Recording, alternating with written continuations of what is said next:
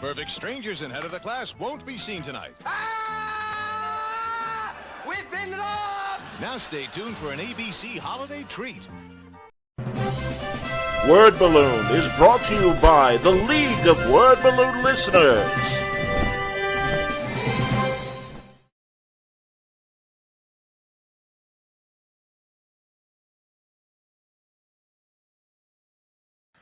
I just feel like your voice kind of comes from what you're absorbing. And certainly we've seen loads of people who just do a straight up imitation of the art styles that most affect them.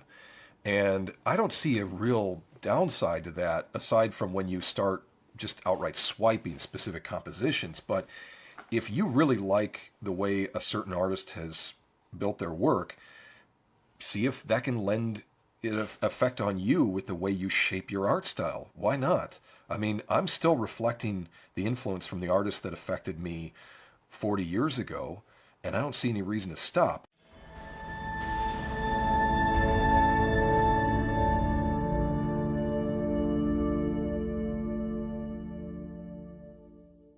If you're here at Word Balloon, it's because you like comics, creators, conversation, pop culture subjects. Would you consider joining the League of Word Balloon Listeners? Patreon.com/wordballoon. When you subscribe, you'll also be part of the Word Balloon Book Club, where Brian Michael Bendis and I will pick a comic every month to review and discuss live with the League on this show. Join the League today, patreon.com/wordballoon. Thank you always for your support, League of Word Balloon listeners.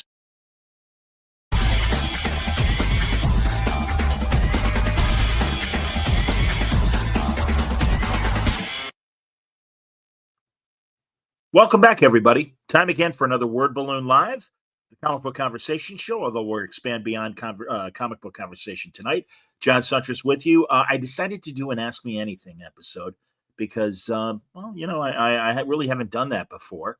I figured I'd give everybody an opportunity to talk, either in the chat or even if you're a patron of Word Balloon and you subscribe at the $3 or more level, you can join me live with conversation. And I see a couple people waiting backstage to join me. Whatever you want to talk about. If it's okay, I don't want to talk about today's politics and really what's been happening for the last week or so. You can find that other place. This is a fun conversation. I don't want to get into anything heavy. I do have my own opinions, but unlike others on social media, I'll keep them to myself. That's just me. And again, if you want to speak your mind, God bless you. But not my place, not this forum. I do want to start and mention the sadness about Robert Redford, and I will get to a couple people that are waiting background in just a second. But man, that bums me out. I mean, he was 89. He had a good run. Of course, a wonderful body of work.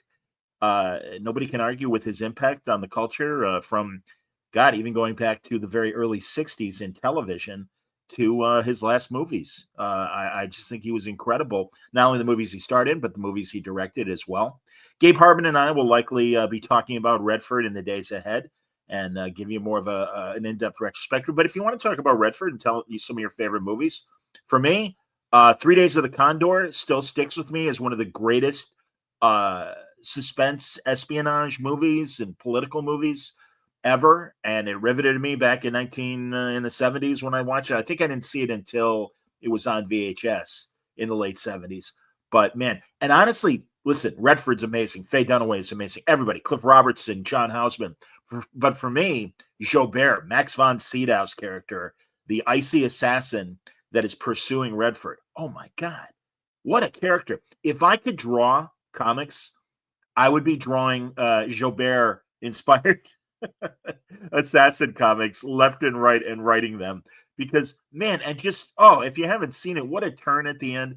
It is such a great movie and it really holds up. So yeah, if you have thoughts on that or other things as well, happy to mention that. So here, first of all, I will address some of the comments already in the chat. D is watching and I appreciate that, JD. And Matthew says good evening. Thank you, everybody. Ben says, "Hey John, love the show. What would be your dream book, team or character, and who would be the creative team on it?" Well, I really want a modern, straight up Nick Fury Sr. I'd be happy very much with an ongoing. I love the people that have worked on it over the years, whether it's been Ennis or Ellis or Goran Parlov from an art standpoint. Everybody that I know that has touched Nick Fury in the recent years, whether it's Nick Fury Sr. or Jr., has done a great job with spy stuff. I'm a secret agent spy guy. I can't help it, man. Grew up with the Bond stuff. Grew up with all the great reruns of Man from U.N.C.L.E. and The Prisoner and all that stuff.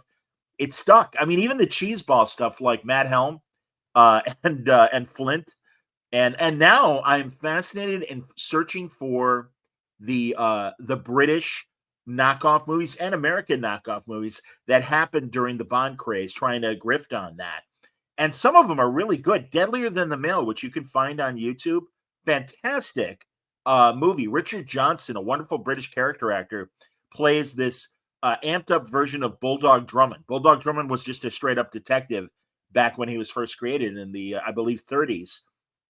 But they reinvented him for a couple movies. And also another great Richard Johnson movie, different character, but another spy movie, Danger Route. But that's kind of been my thing lately, is trying to find these other movies, even ones made by Italian makers in Spain. I'm all about that. And of course, Tubi, great source for that kind of stuff. So that's kind of neat. I even see some boxing questions. Fantastic. But first, I want to get to some people that are joining me that are here backstage. Rudy, good to see you, Rudy. How you been, man? Good, John. How are you doing? Doing excellent. I hope I'm not echoing. If I am, I've got my earbuds in, but I hear my external speaker hearing us. So am I echoing right now for you? No. Okay, fantastic. How you been, man? Rudy, of course, I knew Rudy in my comic book shopping days when I used to live in Des Plaines, and I would go to Comic Experience. Was it that one, Rudy, or was it the Evanston store? It was Comics Revolution, Mount Prospect. There you go. Yeah, the Mount Prospect story. Absolutely, man. So that's cool. Yeah. What's on your mind, Rudy? How you been? Good. Yeah, actually, I wanted to ask you since we just had the fight recently. I think Canelo Alvarez should go ahead and retire. Take some time off, do some golfing, and take it easy now. He does seem to be interested in golf, and I can appreciate that. I don't know, Rudy. I mean, he has been doing this for 35 years. Matthew asked the same question of what I thought about the fight Saturday night. It was it's one of those fights. I don't know if you felt this way, Rudy, but for me, it's one of those anticipation fights where you're on the edge of your seat and you're like, all right, something big is going to happen, and it doesn't, but it holds your attention through the 12 rounds. And so I really was expecting an explosion. As limited as Canelo's offense was, I think he still has enough in the tank if he wants to continue. But we always forget the guy's been fighting professionally for 20 years. And maybe it's time. Maybe he should consider maybe he's burnt out. 35, a lot of fighters will retire in their mid-30s and stuff, and he's got nothing to prove. I think he's been excellent at every weight division. And hey man, listen, I expected him to beat Crawford because he was just naturally bigger. All hats off to Crawford. Great fight and excellent performance. Yeah, I was really surprised by Crawford. Honestly, I thought Crawford was beating him to the punch. I thought he looked faster. I thought Canelo looked like he was looking for his shots, but I think he's just lost enough now where I think really good fighters can take it to him. And Crawford did not seem to be scared of Canelo's punch at all. And I think once he realized that he wasn't going to get hurt, then the fight was his. Yeah, but I do think Crawford is one of those exceptional fighters, and certainly the best of his generation in the weight classes that he's been in. That said, I would if I don't know. Again, I don't know what Canelo wants to do. I'd like to see him against somebody else of top caliber in the 168-pound division. I still think he's got enough. But again, even if that's it and he has burnt out and it's time to retire, guy's got nothing left to prove. I mean, he beat a lot of the greats. I give him so much credit early in his career for fighting Floyd Mayweather Jr. at that time and being willing to risk his undefeated record, which has been annoying the hell out of me lately, as you might know, Rudy. I mean, there's a lot of champions out there that are much more interested in maintaining that undefeated record rather than fighting the best. I really felt with the Saudis pumping the money that they have been in boxing, that we might see more guys willing to risk the O. And for a minute, it seemed like that was the case, but it seems like we're back to safety first again. And it's like, they asked for this pay-per-view money for these BS defenses and stuff, and it's like not worth it, man. Are you subscribing to DAZN or anything like that? No, I don't. Every once in a while I think about it, but honestly, I think Canelo is one of the exceptions. I think he's like what boxing used to be, where the great champions didn't duck anybody. He's willing to put his title on the line. He'll take on difficult fights, and he'll back it up. And you're right. I don't think he has anything to prove at this point. I think he's still good enough where he can still take on good fighters. But I think time is undefeated against us all. So I wouldn't mind seeing him keep fighting. But if he wants to go ahead and retire and enjoy the rest of his life, I think he's done enough to prove that he's one of the great champions of all time, and he definitely deserves a great rest of his life. Yeah, and he'll get in the Hall of Fame. I don't think there's any doubt that he'll make it in the Hall of Fame and everything. It's funny because Matthew asked me, other than the commentary, what I thought about the fights before the fight. And yes, Crawford won, but Max Kellerman's like, his whole reputation is on the line tonight for Crawford, and it's like, no, it's not. Crawford already proved he's an all-time great as well. I can't stand Max Kellerman. I will say it. I think his hyperbole is annoying. I do think he knows his stuff, but I also think he's full of bluster. And also, I hate pre-prepared catchphrases. And I'll never forgive him when Canelo fought Gennady Golovkin. And he's like, he's winning the show, but is he winning the fight? It's like, shut up. Shut up. They don't score the show, okay? By the way, I will give Crawford a lot of credit, and I did say this on X, that I really felt his dominance over Canelo was more impressive than Sugar Ray over Marvin Hagler. Sorry, I do. I mean, and again, taking nothing away from Leonard or Hagler, again, all-time greats, but there's a case where Leonard was stealing rounds. Crawford dominated front and center, and if Hagler hadn't given up those first 4 rounds, I think it would have been a lot tougher to come up with a winner, and dare I say it might have been Hagler.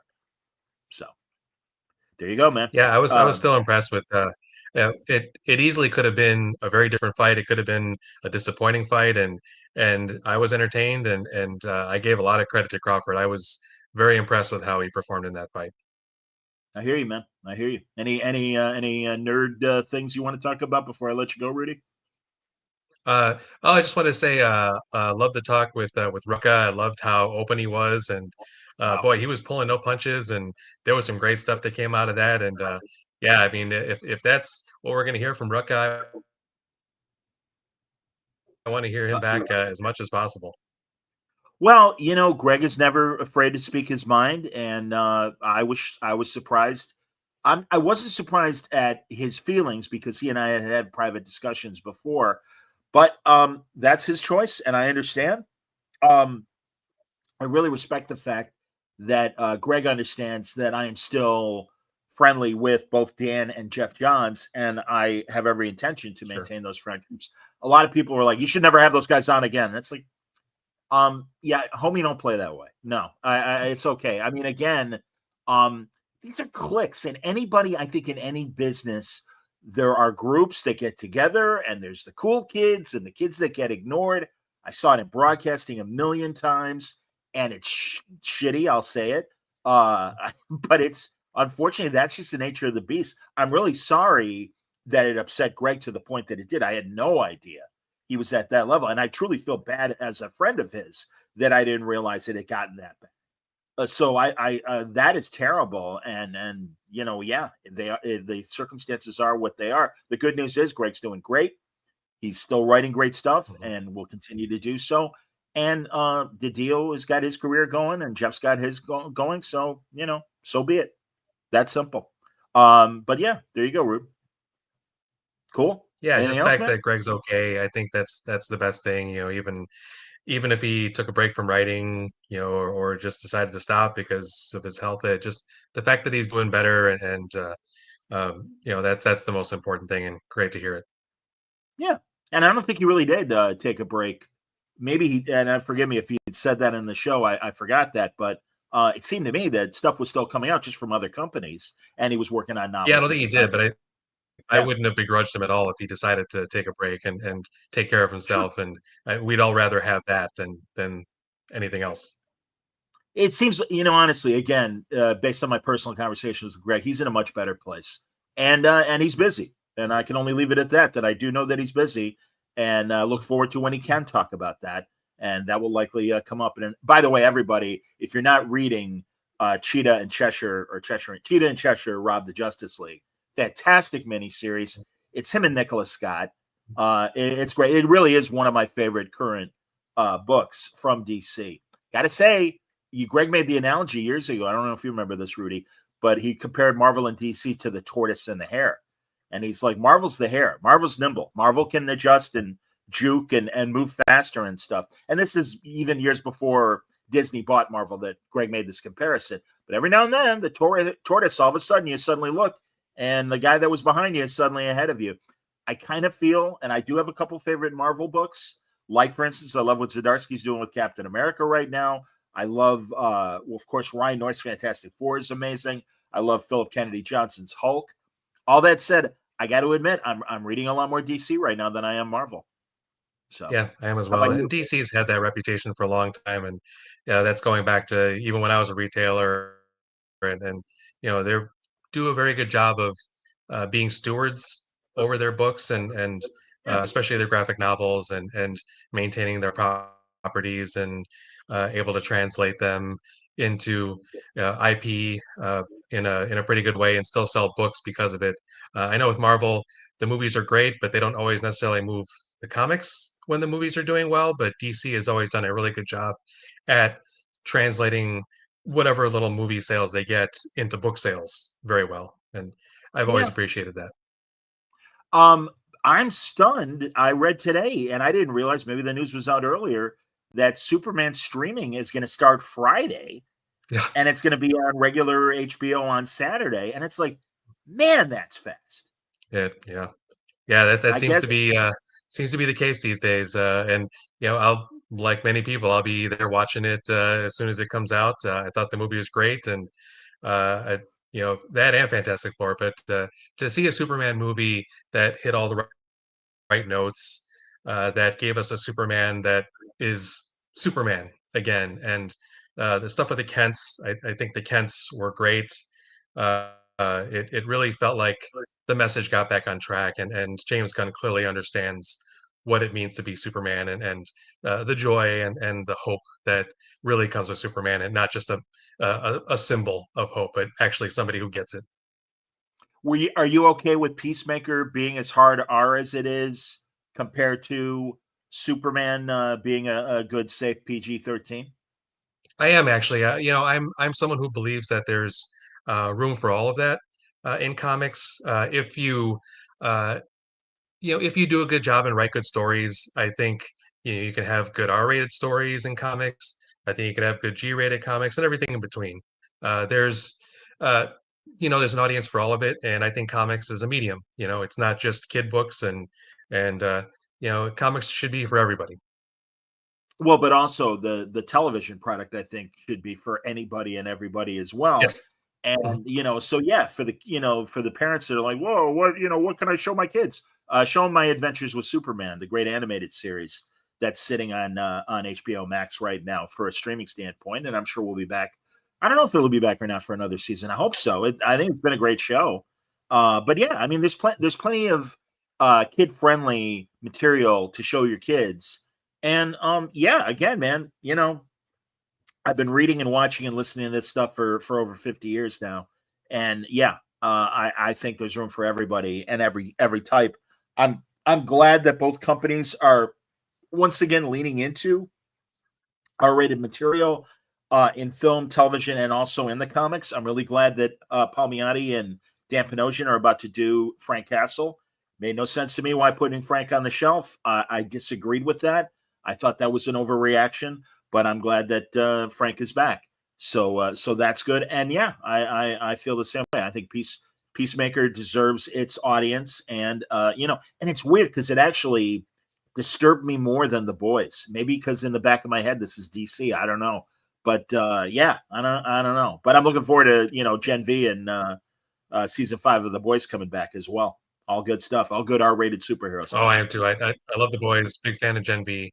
And yeah, I get you with Peacemaker. I think one of the reasons is The Boys just kind of seems a little more hyper reality, where Peacemaker seems a little more grounded in certain ways. So when there's something that's shocking, it really feels shocking. Where with The Boys, it's kind of expected and almost kind of just not really as based in reality. So you're not as you don't feel it as much, if that makes Yeah. sense.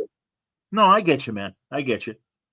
Good points, Rudy. I really appreciate it, man. Thanks for stopping by and saying hey. Yeah, thanks, John. I know you got a lot of people to get to, so yeah, I appreciate the No, time. well, actually, mostly in the chat, but I am gonna kind of lean on that and also get to other subjects that I was gonna bring up.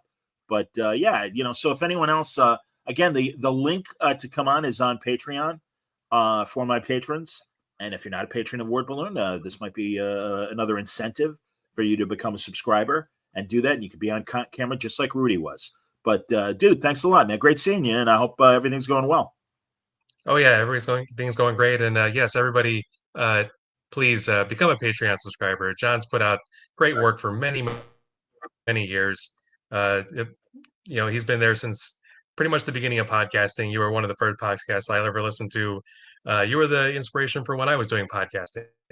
I listened to Word Balloon, back in 2006, and I jumped in right after that. I was like, I want to do this too. So, yeah, you were one of the two first podcasts. It was you and Leo Laporte with This Week in Tech, and Oh wow. yeah, so I'm glad to hear you still doing this after all these years. Well, and this really is your medium. I mean, and I go back to the score days as well, but podcasting is really where things are now. It's crazy how tame radio has gotten, but I get it. You got corporate masters. You can't speak your mind like you could in the 90s. And we had corporate masters too, but it is a different world. And I think, unfortunately, companies are a little more restrictive in that way. That's why podcasting works, and you're seeing a lot of mainstream people heading to podcasting so they can speak their mind, and the audience is following them. So there you go. Thanks a lot, Rudy. Great seeing you, and you're really kind for the kind words. Thanks, buddy. All right. Thanks, John. Have a good night. You too, buddy. Thank you very much. Other comments, and that was really nice of Rudy. JD says for Redford, some of his favorites, 3 Days of the Condor, and of course, Butch Cassidy and Sundance Kid. I completely agree with all of that. Mon Boy, and forgive me, I don't know, I never know how to say your name, my friend, but Mon Boils wants to know, do I still get floppies every week, or am I a digital reader? I am a digital reader. I have to admit, it is very rare that I pick up hard comics anymore. And the reason why is I like the convenience of reading on my iPad. And it's and also when people send me their books, I actually ask them, send me PDFs, send me digital access and things, because it's just easier. And I really, I can just sit with my tablet and read stuff. I love how great they look at on the tablet. I remember when everybody was putting digital comics on, and at first your phone was the only game in town, and you had to read it like this. And I'm like, wow, what's that going to do to splash pages? What's that going to do to high impact, emotional, big, images and things? And the good news was then the iPad came, and it's like, oh, okay. And yeah, it's smaller than a regular comic page, but I think it's cool that we have this opportunity and stuff that we can read with that kind of ease. So I am a little disappointed that the digital product is the same price as the hard paper, and the rising costs of comic book issues is still a reasonable issue to be worried about. But here we are. So what can you do? Ephraim, who's my favorite Star Trek character and why? Well, it depends on the series. If you're talking about the original series, Scotty, hands down, the Miracle Worker. I mean, just a man. And just, that great moment in Doomsday Machine. If I only had phasers. Phasers! You got him! I already charged the pack. And it's, that's Scotty, man. Scotty always comes through. I wish I liked Scotty more on Strange New Worlds. He's a kid. And I'm sorry. It's dumb that they made him a kid. And it's again the canon thing. Good news, everybody. I'll try and limit some of my Star Trek opinions tonight. We'll have Mitch and Wayne and Franco hopefully on Thursday, and we'll talk about the last episode of Strange New Worlds and the whole season. You can imagine that I was not pleased with the final episode of the season and the season in general. So Next Gen, I'm a Riker guy. I love Will Riker. And man, talking to Frakes as I did a couple times at conventions and here on Word Balloon has just been a treat. God, there's so many great ones on Deep Space Nine, but I'm a Ben Sisko guy. And getting to meet Avery Brooks as I did was such a treat. Enterprise, I really love Scott Bakula in general, and I'm always rooting for him. But I also felt that that Mayweather was so underused. Wasn't it Mayweather, right? The navigator, the boomer who grew up on cargo ships and everything. I thought he was great, and they should have given him more to do, and that's a shame. I had no favorites on Discovery. Captain Pike was my favorite on Discovery, and then he went to Strange New Worlds and has become a supporting character on his own TV show. Whatever. Picard season 3, really loved Todd Stashwick as Captain Shaw, and loved how much of an instigator he was. And hey, guess what? I'm not buying into this Enterprise D is the greatest ship ever. Rah, group of fans you might have in Starfleet. I'm not one of them, and I think you guys are full of it. And no, I'm not going to help you with your little BS little mission and stuff. That was excellent. And then, of course, he makes the turn, and that's great, And also, again, we're supposed to not like him. We're supposed to not like the fact that he's mean to 7 of 9. So there you go. Lower Decks. I really like Rutherford. I really love how happy he is and how glad he's there. And I just appreciate it. He's just an upbeat guy and stuff. And I love him and Tendi together. I think they're very cute together, more so than Mariner and Boimler. Although Mariner and Boimler, mostly Mariner, grew on me as the show progressed. Same with Boimler. And Prodigy, it's just a great show. I mean, I really don't have a single favorite character other than, of course, Admiral Janeway, who I'm always happy to see. Did I mention Voyager? I'm a Tuvok guy if I didn't mention Voyager. I love Tuvok. So, and I'm really happy he's back on Star Trek Con. So there you go, Ephraim. A few of my favorites. Cam, favorite comic runs? Oh, so many, man. Geez. Kirby and Leon on the original FF run. Johns, Goyer, and Robinson on JSA back in the early 2000s. Loving what Dan Slott has done on Spider-Man. Love him now on Superman. I think that Superman Unlimited or Unchained or whatever the hell it's called is a great series. So I'm a big fan of all that. Here, I'm going to let somebody else come on from the patron chat. Pete Beiser, how you doing, man? Good to see you. What's happening, John? How you been? I'm doing great. Thanks for doing this, by the way. I think it's amazing. I mean, we listen to you all the time, so to be able to talk, that's pretty cool. Well, thanks for all the support you've given me over the years, Pete. I really appreciate it. What's on your mind, man? Just listening to all the questions. I'm curious. I was gonna talk to you about Star Trek and see if we can get you to possibly go into some kind of a group therapy to kind of wean you off of the product. But I guess like sports. You got to be a fan in the good times and the bad times. So. Yeah. Well, that's truly, Pete. And it's so funny because some people are like, I'm really worried about you, John. I don't want this show to overstress you. You had the heart attack last year. Are you okay? I'm fine.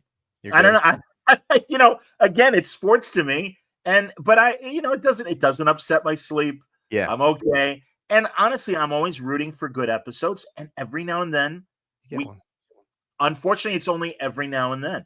God, I actually ran an experiment, and I didn't want to bring it up on Thursday when we all talk. But I asked ChatGPT to write a Strange New Worlds scenario. And I got to say, they did a better job than what we got this season. They're like, what if they encountered a world where half the planet is in the Renaissance age and the other half is in a very modern futuristic technology age, and something is dividing the planet. And it turns out there's some sort of energy source at the core that is causing this. And, now the Enterprise crew has to kind of integrate the two different societies into something. And I'm like, well, wait a minute. Can they do that? Doesn't that violate the Prime Directive or whatever? I mean, yeah, this happened. And it gave an explanation of, well, but this technology that's causing this wasn't a natural progression. Therefore, they felt justified. But they even came up with subplots for Spock and a few. Pike is negotiating with the two things. I'm like, I'd watch that in a second. Doesn't sound awful. Doesn't sound awful. I just wanted to bother you with 3 quick things. Number one, you hit on it a little earlier. I got my Neon Ichiban welcome email earlier tonight, so I'm gonna go explore that. Sure. Number 2, I'll give you my quick Redford story. Please. So I was walking around New York a couple of years ago, pre-COVID, and we were walking past the Museum of Modern Art, and there was some photogs that were standing outside. So I had no idea, what was going on. So go up and say, "What's happening?" And they're like, "Oh, it's a movie premiere, and Robert Redford's going to be here in a few minutes." And we're like, "Oh, okay." And my wife, who was, I was hungry. She was hungry. Hi, girl. She's like, "Yeah, no, it's okay. We don't need to wait. We don't need to wait." So we go half a block down the road, John, and the limo pulls up, and there's Robert Redford, and gets out, and you can barely see him, right? And I was like, we just missed seeing Robert Redford. I'm a huge Twilight Zone fan. He's a big deal, like all the movies and everything like that. And she goes, "I saw him." I was like, "He was like this. He's like that." So either way, real close to seeing him. So there you go. There's my story for you. That Twilight Zone episode is so great. There he is. Oh, okay. Oh, did I drop for a second? That Twilight Zone episode. Right? And he's so young in that. But immediately the gravitas that he brought to the screen, you can't help but look at him. He's a beautiful man. I've been thinking about it a lot lately. Last thing I'll leave you with is I worked at a Borders bookstore a long time ago, right when I was out of college, and it was a big party weekend for me. And I was the guy, being Johnny College, that would entertain the people that were coming in to do signings. And it was the Klugman weekend that conflicted with a big party at my house, and they asked me if I wanted to chaperone Jack, and I said, I can't, I'm busy.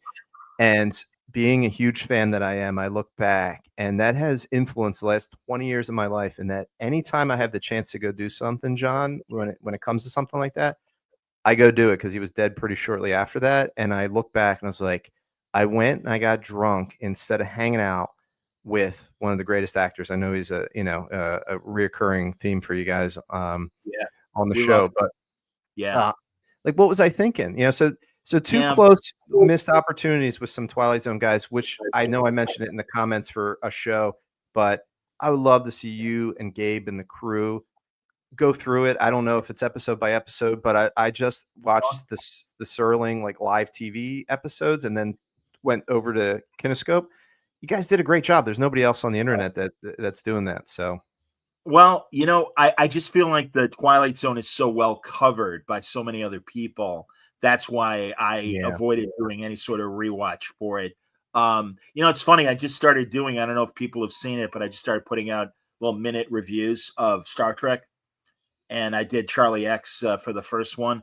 And I'm toying with the idea of doing that with shows like The Zone, Outer Limits, even Space 1999 potentially. And not going through the whole series, but maybe my favorites. And just here's, and also I don't have a lot to say. I mean, most people know how cool they are and stuff, but I hear you about missing opportunities. When I was in college, my friend worked at in Joliet, suburb of Chicago. There's a big theater, the Rialto Square, and Gregory, or was it? No, it wasn't Peck.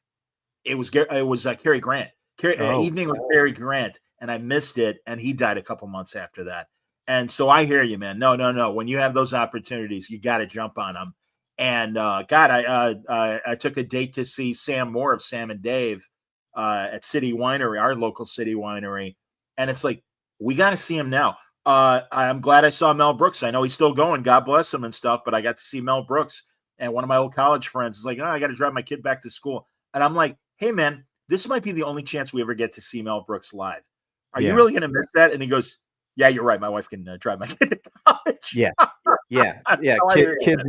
Kids listening. Yeah. If somebody's coming through town, I just saw the Who last week. Those guys are holding on, but I mean, go see these people before like they decide to finally hang them up. Ringo's behind me, but like that dude's still out there too. So either way, I just wanted to leave, have you be able to answer all these other questions. There's some good ones I see. I just want to say thank you. I look forward to just watching your show live every time you're out there and seeing you at shows, and love that to be able to be a Patreon person. And anybody that's watching this on YouTube, go check out John's Patreon page. There's some cool stuff. He definitely deserves your cash. Go help out, and he's a good dude. So thank you for everything. Pete, I really appreciate it, man. It was really kind of you to pop in and give your stories. And as always, truly, you've been a big supporter of the channel. I greatly appreciate it. So thank you, dude. All right. Take care, John. Thanks. You too, dude. Pete Beiser, everybody. And there you go. I got the crawl. I always forget to put up the crawl. So yeah, if you're not a sponsor, if you're not a patron, I hope you'll consider that and do that for me at patreon.com/wordballoon. No, Claymore, you do not have to be on the show if you pay. You could pay more not to be on the show. How does that sound? And Prince Parker gives one of my favorite phrases, "Attaboy." Damn right, man. By the way, you know how I always say I'm hip? That doesn't mean I'm cool. That means I understand what someone is telling me, because I happen to see, you read sometimes you read the reviews, and of course, very kindly, there are many more positive than negative reviews. But somebody put, "I'm hip." No, you're not. And it's like, yeah, believe me, I'm a nerd. I know I'm not hip. When I say I'm hip, it's a reference, if you don't know, it was to a Flintstone episode where it's Superstone, their Superman parody, and there are two gangsters that are going to pretend. One of them's going to pretend to be Superstone, and all right, Rocky, you're going to put the costume on and you're going to be out there for the kids. Yeah, I'm hip. And then he keeps saying that over and over again. And I just love that. That just cracked me up. And they kept saying it over and over again. So that's where I'm hip comes from. JD wants to know, he's listening to Star Trek Con, the audio drama on YouTube. Yeah, 2 episodes in. I love it. I think it's great. So there you go. Here's another new product of Star Trek that I'm actually a fan of. They're doing a great job. It is such a great show. I think the acting is well done. I love the framing that it is Captain Sulu and the Excelsior sending this historian to City Alpha 5 to find out the records that Marla McGivers left behind of what happened to Khan's civilization before it all went to crap when Sulu and Captain Terrell show up and we find out things are bad. It's great. It's 2 episodes in. There's a real kind of Roman emperor sort of, like, everybody's got the knives out and waiting for their opportunity to seize power. There's that kind of element in there. Excellent dynamics between Khan and Marla McGivers. They're not just in love. That's a complicated relationship. I'm very, very impressed. I shouldn't be surprised because, of course, and why am I blanking?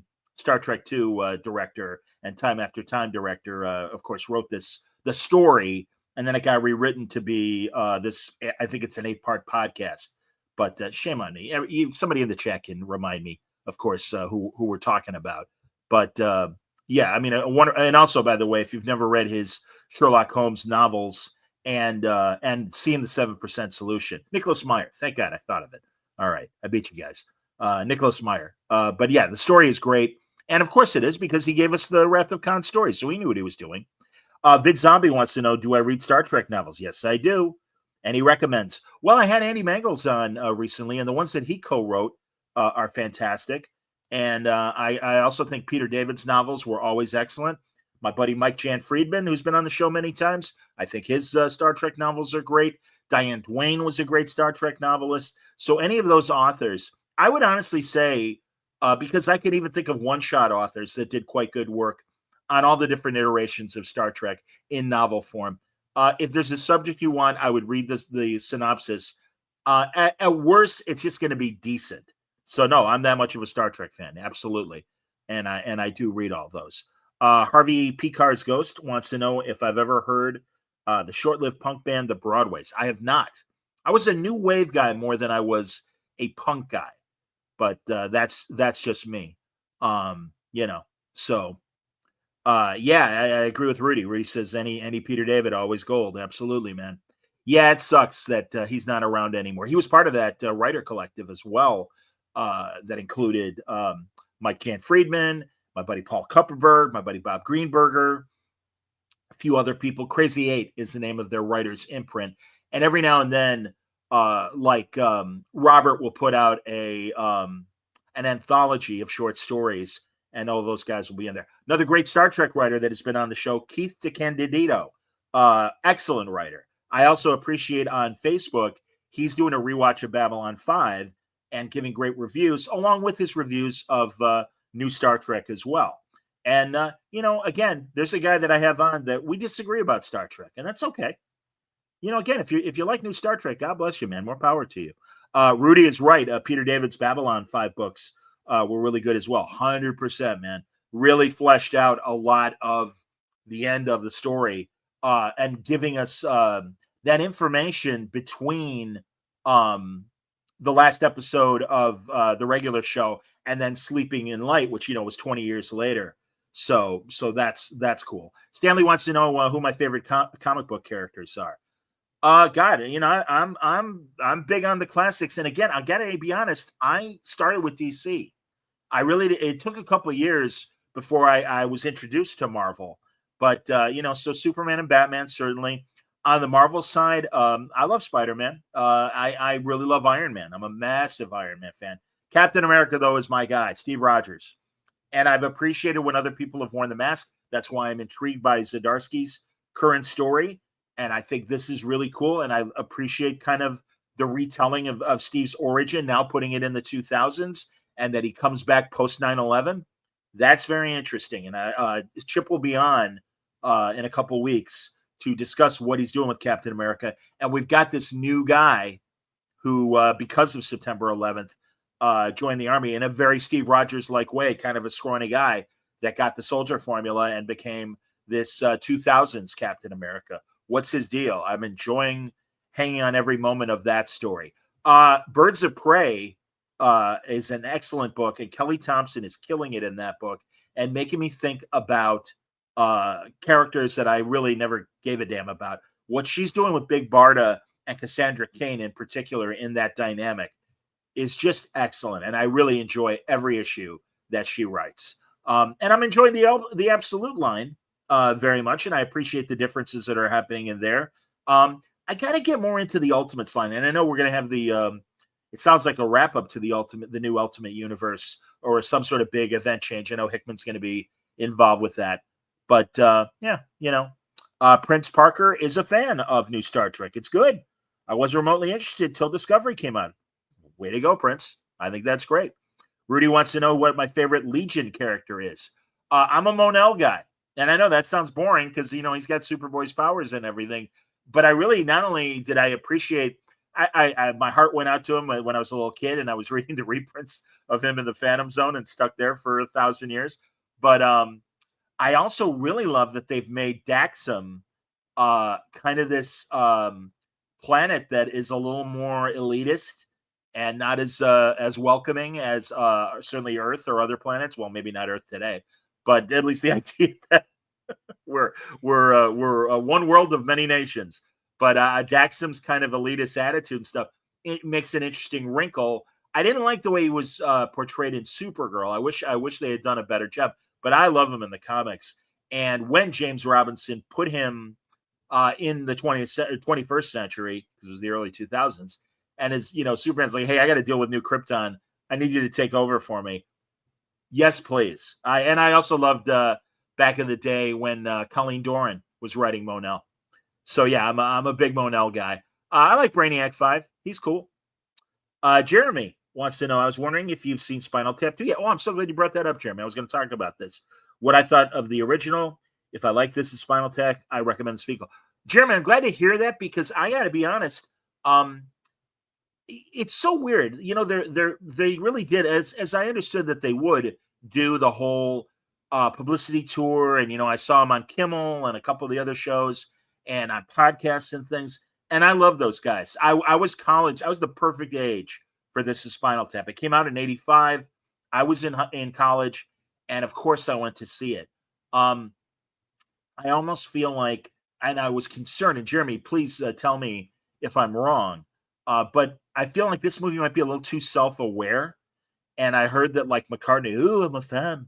And it's like, nah, no, you weren't. I mean, I kind of see Spinal Tap as one of those heavy metal bands that only my uber friends that are massive fans of heavy metal know these bands. Like my friend Sarah and my friend Patrick, like they will rattle off metal bands like I've never heard of them. And I always felt Spinal Tap was kind of like that, where they always had a cult following, but were never that big. And I don't buy that Paul McCartney, and I don't know how Elton John does. I just felt like it might be too self-aware of the joke this time around. And that's what's keeping me. That, and also the fact that it's likely going to be on streaming in the next couple of months. Do I need to see it in the theater? And sadly, that's in the back of my mind for every new thing that comes out these days. So I don't know. Oh, Rudy says, when am I going to get a Ruddles movie? Well, we got the Ruddles specials that they did on British TV, and those are sitting on YouTube and everything. I don't think we need another Ruddles movie. I think they played out the Ruddles plenty back in the 70s and in the 80s. So yeah, but This is Spinal Tap is a brilliant movie, and it ushered in all those wonderful other movies. Even though Reiner did This is Spinal Tap, and I'm glad he directed the new one. But it really made people aware of Christopher Guest beyond his National Lampoon Radio Hour audience and albums, and that was a small audience. And then, of course, we got him a little bit the times that he was on Saturday Night Live.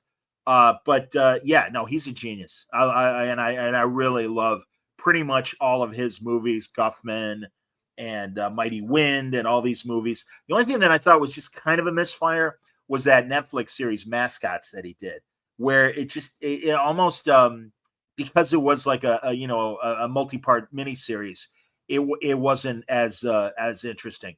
Speaking of which, though, of that era of comedians and stuff, Only Murders in the Building. I'm glad it's back for the 5th season. I'm taking my time with it. I kind of like to bank a few, so I've only watched the first 2, but I'm really glad, and it looks like everything's still going in the right direction. And way to go for running that string out and everything. I think it's a great show. I love Martin Short. He's probably my favorite SCTV cast member. He and Dave Thomas, who I had the pleasure of having in a long interview and stuff. Oh, Jeremy's got a comment regarding Spinal Tap 2 and McCartney. He says, I actually enjoyed McCartney's appearance. He has the funniest line of the film, and he's believable in being someone who knows the band. Elton not so much, but he's entertaining as well. Also has nice clips from the original film and appearances from the people from the original in the same characters. Oh, that's great. I'd like to see more of Bobby Fleckman, who was, of course, the nanny before she was the nanny. So how you doing, Radio Dormouse? Nice to see you. Thanks for jumping in. But that's great. I want Artie Fufkin to be there, of course. Paul Schaefer from Polymer Records. Don't spoil. Don't tell me if they are. I want to find out for myself. You can't get Sir Dennis Eaton Hogg, though, the great Patrick Macnee, who's certainly past the mortal coil, by the way. Again, another great spy show from the 60s, The British Avengers. I love that show. I even love the early, even before Kathy Gale, Honor Blackman on the show, what survives from that first season where it's Patrick Macnee and the Doctor who are the adventurers. And I really love that Big Finish, much as they've done with Doctor Who, went back and grabbed the scripts of the Avengers and made a lot of those early episodes. So, yes. Rudy, yes, I interviewed Tony Hendra. I'm really sad regarding Spinal 3. Yes, I did. Absolutely. Their manager, Liam. Tony Hendra has a very complicated backstory. And I'm really sorry to hear that because from a comedy standpoint, I'm such a fan of his. He was a big part of the National Lampoon Radio Hour and the National Lampoon albums. And when I spoke to him, he brought back the people that now own the Lampoon brand are really good keepers, unlike the idiots in the 90s when we got those terrible, like John Lovitz movies. National Lampoon, presents Field Trip. And it's like crap, but it has a National Lampoon name on it. Loaded Weapon, crap, but he was doing audio comedy, sketch comedy, the way he did on the National Lampoon Radio Hours. And you can find the feed is still up on podcast platforms like I'm sure it's on Spotify, but if not, definitely on Apple Podcasts and things like that. And a third of it is interesting, a third of it is just okay, and a third of it sucks. That's what you get with sketch comedy. That's pretty much every Saturday Night Live episode these days. By the way, how about the mass exodus of SNL? And at first I'm like, some of them are like, all right, I got to be honest, you didn't make much of an impression. The likelihood is a lot of people that did make a big impact on SNL go on to do great movies and TV in other areas. And I expect that to happen with some of the people that left. But that said, and they replaced it with 5 more people. I'm like, dude, there's too many cast members. Pare it down. My God, these featured players are never going to get to a level on SNL if all they're doing is, hi, can I take your order? And that's kind of where they're left in a lot of ways. And also, man, I was talking about clicks before at, any company you work in. It's obvious. And I think that's what Devin Walker was talking about when he said Saturday Night Live is toxic. You get these clicks. And if you're not with the cool kids, then your material's not going to get on. And it sucks. And also, I can't imagine trying to write for SNL. And I'm a guy that wrote some comedy parodies in sports radio days and stuff. Guys like Rudy that heard me back in the day can tell you whether they were good or not. But I just think that it's really tough. And also those, like, just because the show has to get on and has to be live, they have these hell nights of like pretty much 24-hour writing before everybody presents their ideas on Wednesday. Rough, really rough, man. I certainly couldn't survive. And that's why I always appreciated making things and then putting them on the radio, because to do it live, you really are at the expense of the audience, whether they're going to like you or not. That's tough. That's really, really tough. So Prince Parker says SNL is an institution at this point. Sketch comedy is hit and miss. It's why people like certain eras. Absolutely, man. Oh, 100%. And, every year, Saturday Night Live is dead. It's like, no, it's not. And again, it sucked for the last 20 years. No, it hasn't. And honestly, for people who are looking for DEI, it's been the people of color and the women that have truly been a lot of standouts. I think Michael Che is amazing. I think, of course, now I'm blanking again. Good Burger. Come on. Kenan Thompson. Kenan Thompson is incredible. And Ego, who I'm so bummed, I'm not going to even try and pronounce her last name, but I'm so bummed that she's leaving because I think she's been amazing. She's going to have an amazing career. Maya Rudolph's been amazing. Kate McKinnon was amazing. Cecily Strong. I mean, all these women truly have just been incredible for the last 15 years. I'm a big Bill Hader fan, of course. I'm a big Will Forte fan. All these people. But the good news is I'm salivating as I'm talking. That's how much I love SNL. I'm really curious to see how the British SNL is going to be, or a version of SNL that Lauren is producing, what they put together and how it's received, because that's interesting. There's always been great British sketch comedy, obviously, into the Pythons. And we mentioned Tony Hendra, who was in that college group right after the Pythons in Cambridge, the same college that Idol and Cleese and the first guy that passed away, shame on me, Graham Chapman. Rockhead tonight, kids. I apologize. Prince Parker says that, SNL had Eddie Murphy come back and a third of his bits were funny. Yeah, I agree with that. By the way, I'm sorry, that one year that Gene Dumanian was the producer, the year after Lauren, 79, 80 or 80. I think that was the season. But you know what I'm talking about. Worst SNL season ever. It's such a shame. And the woman, despite being Lorne Michaels' assistant and also later going on to produce a lot of successful Woody Allen movies in the 80s and 90s, just not funny. Just not. And had Eddie Murphy as a featured player and had to have the rest of the cast go, no, that guy's good. He needs to be on more. Oh, okay. And it was too little, too late. So Stanley wants to know, would I like to interview more Hollywood people? Well, define Hollywood people. I like talking to writers. And the reason why I like talking to writers are, and I've said this before, they are the keepers of story and character. While I appreciate the opportunities I've had to talk to the celebrities and the on-camera people that I've had to talk to, certainly the Deep Space Nine and then Next Gen people that I've spoken to has been a wonderful treat. But they and especially after they've been on a show for a long time, I think they have a better sense of a character. I'll be honest, I've had a couple interviews with actors and that I didn't release because honestly, they didn't have much to say. about the story or their character. And I was kind of disappointed in that. So I blanked them. Radio Dormouse wants to know if I would like to interview animators. Yeah, sure. Yeah. I mean, again, a couple of my friends have been involved in animation. Do you mean the artists as far as animators? Maybe.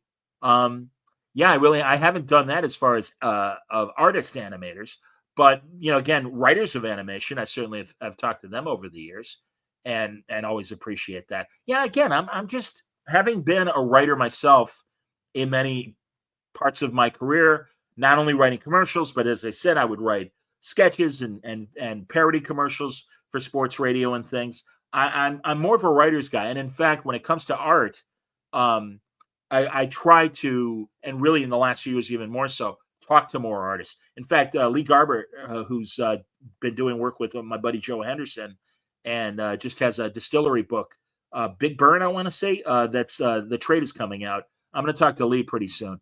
So, Mario, good question. When are you going to interview Frank Miller? Well, I got an update. Frank and Selene Thomas, Frank's producer, were in Ireland and talking to my good friend Owen McCauley, and did a wonderful masterclass for Owen's media school that he runs. And he's like, hey, Suntress really wants to have you guys on. And I did help them when they made their new Frank Miller documentary. They wanted to get in touch with Ken Viola, who made that Comic Book Masters 80s documentary that Frank was in, and they had lost touch with him. They didn't know how to contact him. So I gave him that. And I said, hey, just, you don't have to thank me. Just come on the show. Well, Owen talked to Selene and Frank, and they're like, right now we're running the documentary in the festivals, all the film festivals and at conventions. And eventually they will find a streaming partner. When they find a streaming partner, like, that's when we're going to talk to John. Fantastic. That's great. I got no problem with that. I'm a patient man. Let it happen when it happens. I'm just really happy that Frank is in such better place. I saw him last year at the Rosemont, Illinois Fan Expo Chicago convention, and had a really nice conversation with him and Selene. Selene and I are both old movie fans, so we were talking about old black and white movies that we love. But no, it's Frank's really in a much, much better place. And the guy's a genius writer. You don't have to agree with his politics. I don't agree with all of his politics. I don't care. Again, I can separate the art from the man or woman. And, that's why I'm bummed that the Red Hood writer got launched, because I was really looking forward to it. And forgive me, I will use the they pronoun because I'm not sure which pronoun they use, but sounded intriguing, and was really looking forward to it. And unfortunately, the person got fired. Let me just say regarding how, some comments lately have cost people their jobs.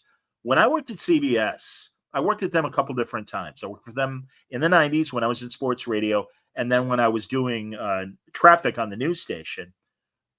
It wasn't an issue in the 90s because the internet was in its infancy.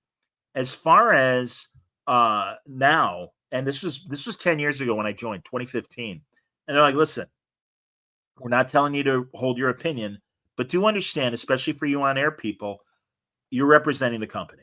And so ask yourself, do I need to say this?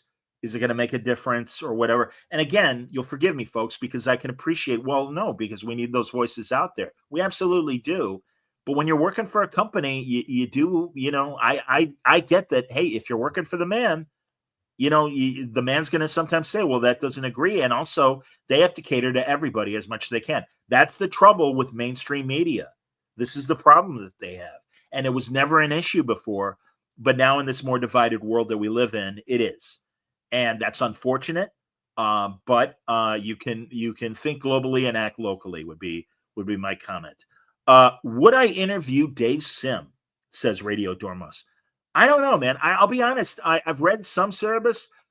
There are some people out there that punch down in their comments and thoughts, and those people I have a problem with.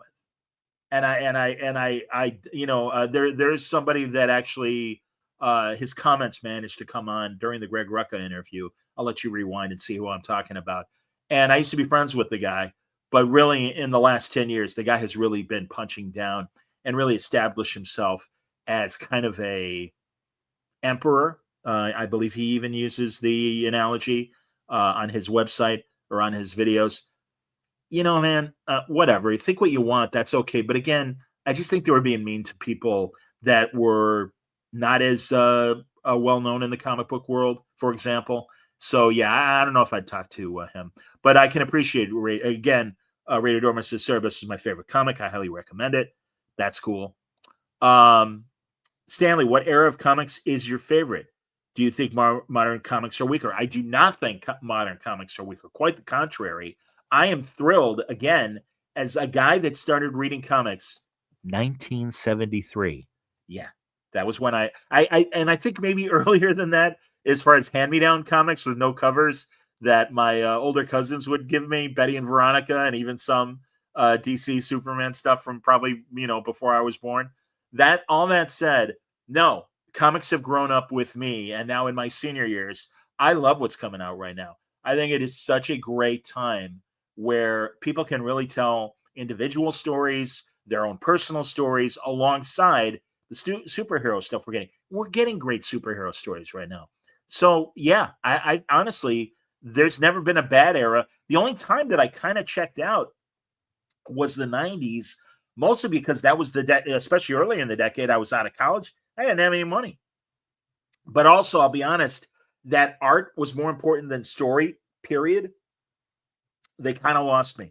And I respect all the image guys that I've had on the show, but I really did kind of miss their moment as far as being a contemporary reader of their work. So that would be the only era. I mean, I loved Crisis, and I loved Secret Wars, and a lot of stuff that was coming out then. I love Watchmen. I love Dark Knight. I loved Mouse. I was so thrilled to read Mouse. So JD says he began reading comics in 1967. Oh, there you go, dude. Doing better than me. B Things, you ask, do I have a favorite Star Trek character? I answered this before, B Things, but I'm happy to repeat myself. I would say Scotty for TOS. Did I answer for Next Gen? Yeah, I said Riker. Although, of course, we all love Data. And I'm a big Geordi fan as well. Voyager, I would say, or first Deep Space Nine, Cisco, and O'Brien. Gotta love O'Brien. Voyager, I'm a big Tuvok guy. Enterprise, I'm a big Archer guy, but I also like Mayweather. And Malcolm was cool, and as far as new Trek goes, I liked Captain Pike on Discovery. I just am trying to find more stories about him in Strange New Worlds. I feel like they're kind of short shrifting him, and especially in that. But we'll talk more about that later. Let's see here. Rudy says, I was never a fan of Rob Liefeld's work, but I always appreciated his word balloon appearances. Seems like a decent guy. Yeah, I like Rob, and I hear what you're saying, but I really appreciate his enthusiasm and excitement and everything. I think he's great. Mark, I see you backstage, so I hope you'll connect your devices, and I'll put you on screen in a second or two. But Radio Dormouse, would you agree Star Trek, the original series, is a horror show like the appearance of Outer Limits and Twilight Zone with ongoing characters? I do think some of those episodes were absolutely horror episodes, but not all of them.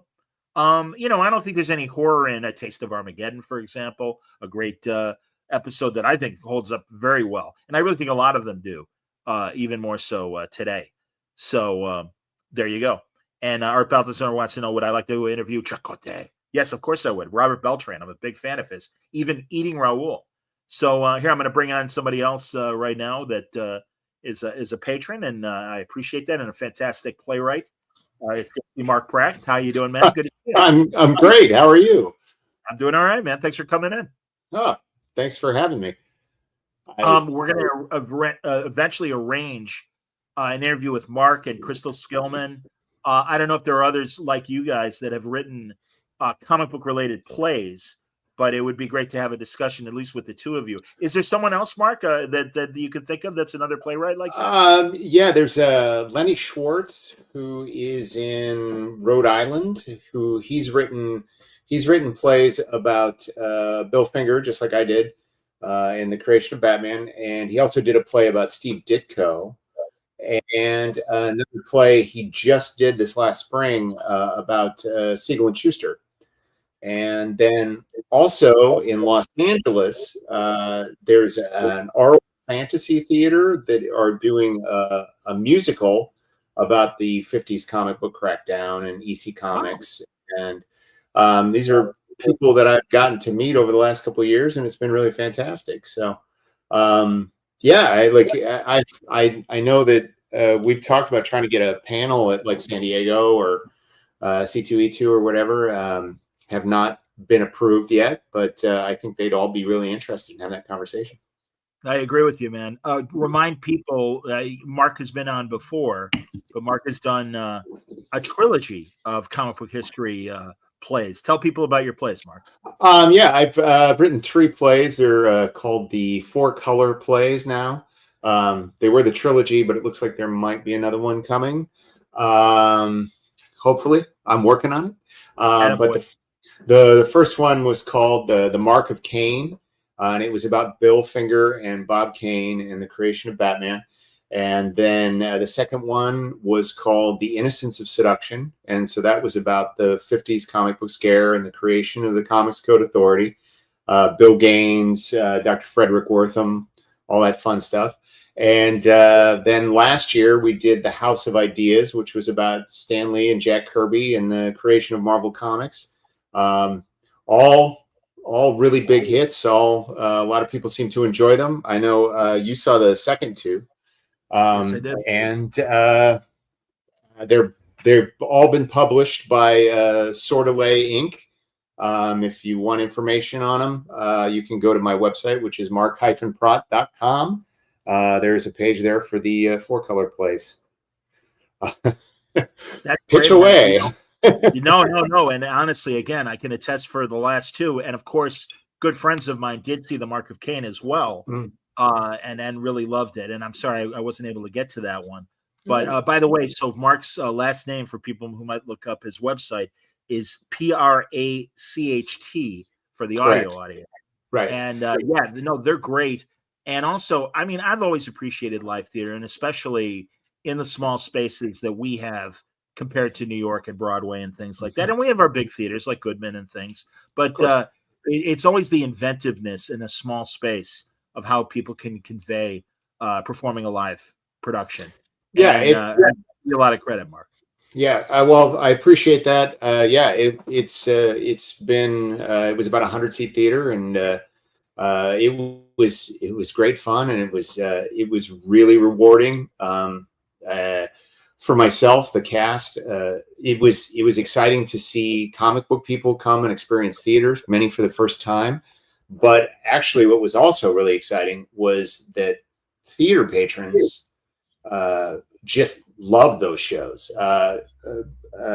Brian Pastor, who's the artistic director of City Lit Theater, where we did them, he constantly is telling me about subscribers and patrons who come up and they say, I couldn't have cared less about comic books. I didn't know anything about comic books, but I love those people, and that they were just charmed by the shows. And that is incredibly gratifying to me. So I hear you, man. No, and I understand, because again, at the end of the day, these are just stories about people and the things that happen to them in their career and in their lives.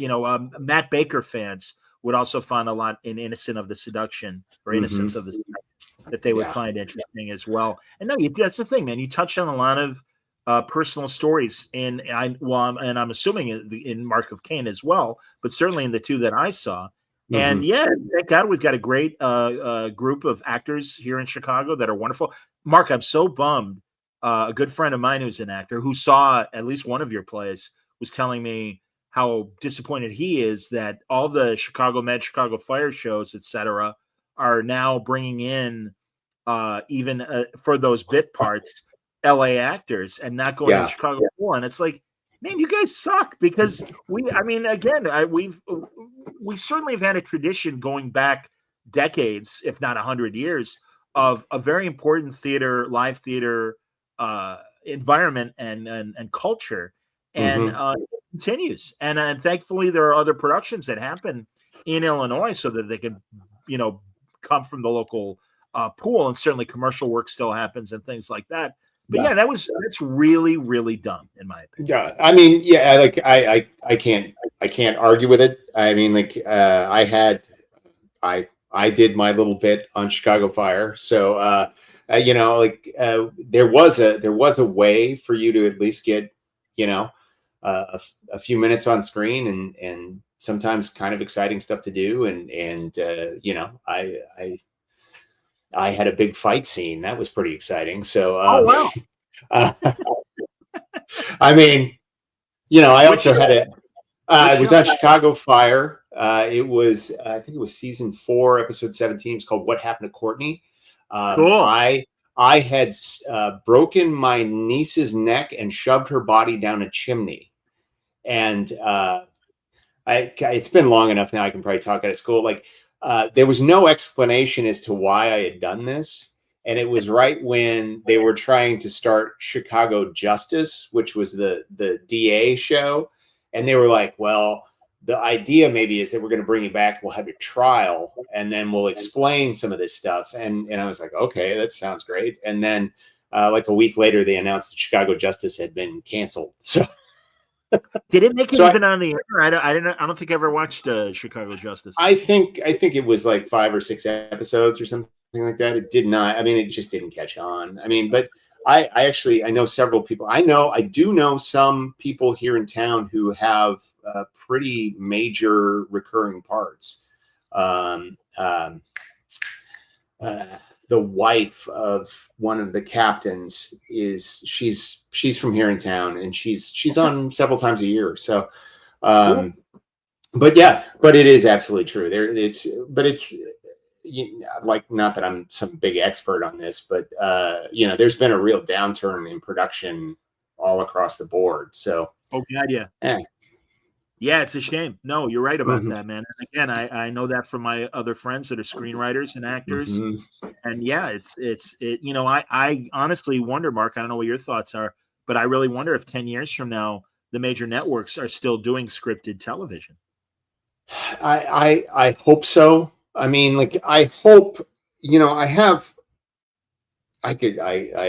many thoughts on this. I think that I do think that AI, like, it's scary to me, the things that I see people can just make, you know, and but it all feels very soulless. And, you know, it's my real hope that at a certain point people realize how soulless some of that stuff is, and then they realize that, you know, they need the real people telling real stories. And you know, that's part of the reason that, like, I've put most of my efforts into theater over the last few years, just because, you know, going into a theater and seeing people live in person, no one does. Watched Robot Strips was a comment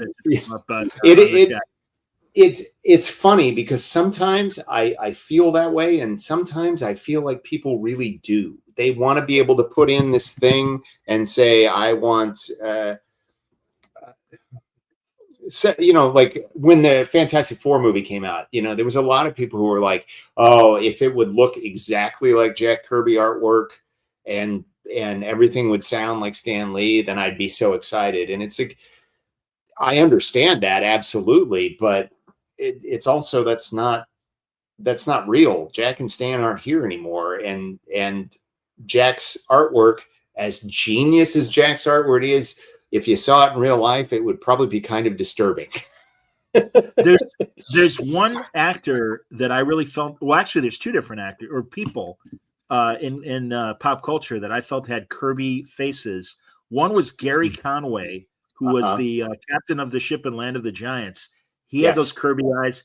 And I also felt, here's a third guy, Patrick McGowan really looked like a Jack Kirby face.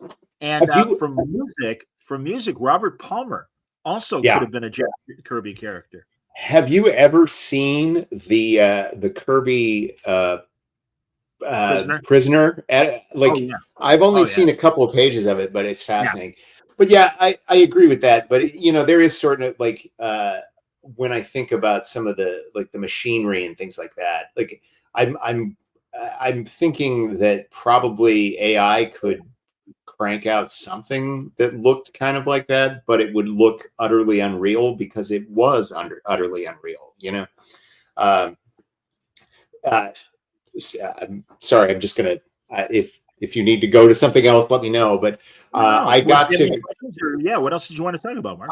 It was funny. I went to, I'm just talking about Jack Kirby artwork. I was lucky enough this summer. I was out in LA and I saw the exhibit at the Skirball Community Center in LA, the Jack Kirby Heroes in Humanity. And wow, like if anybody is going to be in LA, like the exhibit is there through, I think, March of next year. It is spectacular. They have tons of original artwork, tons of, they have some stuff about Jack drew costume designs for a production of Julius Caesar that some California college did, and they've replicated one of the costumes. It's pretty cool. But they have the entire issue of, I think it's X-Men #7, the original art, on the wall. And it's just spectacular. But, when you look at it, you're like, man, like, how would that ever look in 3D? Like if it was a 3-dimensional thing, it would just be like, that's all. Yeah. Somebody said about CGI, it looks real but feels fake. And then 100%. Comparing that, I believe it was on Gilbert, one of the old episodes of Gilbert Gottfried's podcast. They were comparing Peter Jackson King Kong versus the original Willis Cooper King Kong. Mm-hmm. And it's like, the funny thing is when you watch the original and you see that model and it has that kind of stop motion movement to it and stuff, the fur moves because it's the thumbprint of somebody manipulating the doll to the next position. So even though it looks fake, you get these like little moments of like the fur moving. So it feels more real than the CGI. It looks more real, but obviously we're desensitized. It looks plastic. It's a tactile sense. It's almost like the wind is going through his fur or something. Yeah, and it's 100% true. I had many arguments with people about this, but I always said that the Thing in the Fantastic Four should always be a costume, because like I feel like they're a family, and there's something about the relationships. Like you do the Hulk, and the Hulk is this massive thing, but you look at like those original drawings that Kirby did, and like a lot of times the Thing's shorter than Mr. Fantastic, and I feel like this idea of making him this big thing that it doesn't quite feel tactile and in the room with the other three. It's always kind of bugged me. Like, as much as people can poo-poo those Tim Story movies from early in the 2000s, like Michael Chiklis was great, and that costume maybe it didn't look exactly like the comic book, but it worked. No, I agree with you. I think aesthetically, I like a lot of the things that were in those Fantastic Four movies, and but I gotta say I enjoyed the new movie, and I'm really happy 100%. That that and Thunderbolts are good. I think both companies right now are in great positions to continue to make good movies. But again, I think it's I'll just wait for streaming. I don't need to see it in the theater. I think a lot of people have sadly gone that way. I mean, honestly, Mark, and it's worse obviously for live theater, and it has been for decades more. But no, Kevin Smith said something, and I have to agree with him that I kind of wonder if movie theaters are going to go the way of vinyl and music on vinyl, where it's going to be a specialty thing for just real movie files to really want to go and see movies at the theater. I mean, I'm looking forward to Eddie Muller bringing back the Noir Festival next month. Yeah, and I'll certainly be there for that. But I mean, as I was saying earlier about Spinal Tap 2, it's like I'm not sure if I'll see that in the theater or not. And man, I'm sorry that it did so poorly. Feel free, Mark, if you got I happened to see Spinal Tap through this last weekend. Really, it's one of those things that I heard. Like, I got a little worried. I listened to like 2 reviews because I saw it on Saturday. And I listened to 2 reviews, and I was like, and there was, somebody was like, it's not great. It's not bad, but it's really nice to be with these guys again. And I quite honestly, I just sort of jumped into it as a fan who wanted to see those guys again, and on that level, it was completely fulfilling and worthwhile for me. I enjoyed every minute of it. I think it's worth going and seeing as soon as you can, and certainly, like, you know, that's like, you know, we talk about you, because I think you're absolutely right. I think that eventually movie theaters are going to be like, you know, God help us, hipster central, you know, like, oh, I see film, you know, I see film on film or whatever, you know, and but at the same time, you know, in a lot of ways that can't be a terrible thing, because, you know, so many people have forgotten how to see things in public. You know, I think everybody sits down in front of a giant screen and they think they're in their living room. And like we have that problem in live theater as well. I mean, it's a little better because, like, there's this person in front of you talking at you, but you know, I think that specific, like a few years ago, I was playing the creature in Frankenstein at City Lit, and right in the front row was this couple. Like, it's like this dramatic moment. I killed the first person that I've killed in the show, and I'm standing there and I'm holding this knife and a Bible, and this couple in the front, literally dead front row center, starts going, mama, mama, mama. And I was supposed to toss down this knife, and it just sort of happened to fly right at their feet.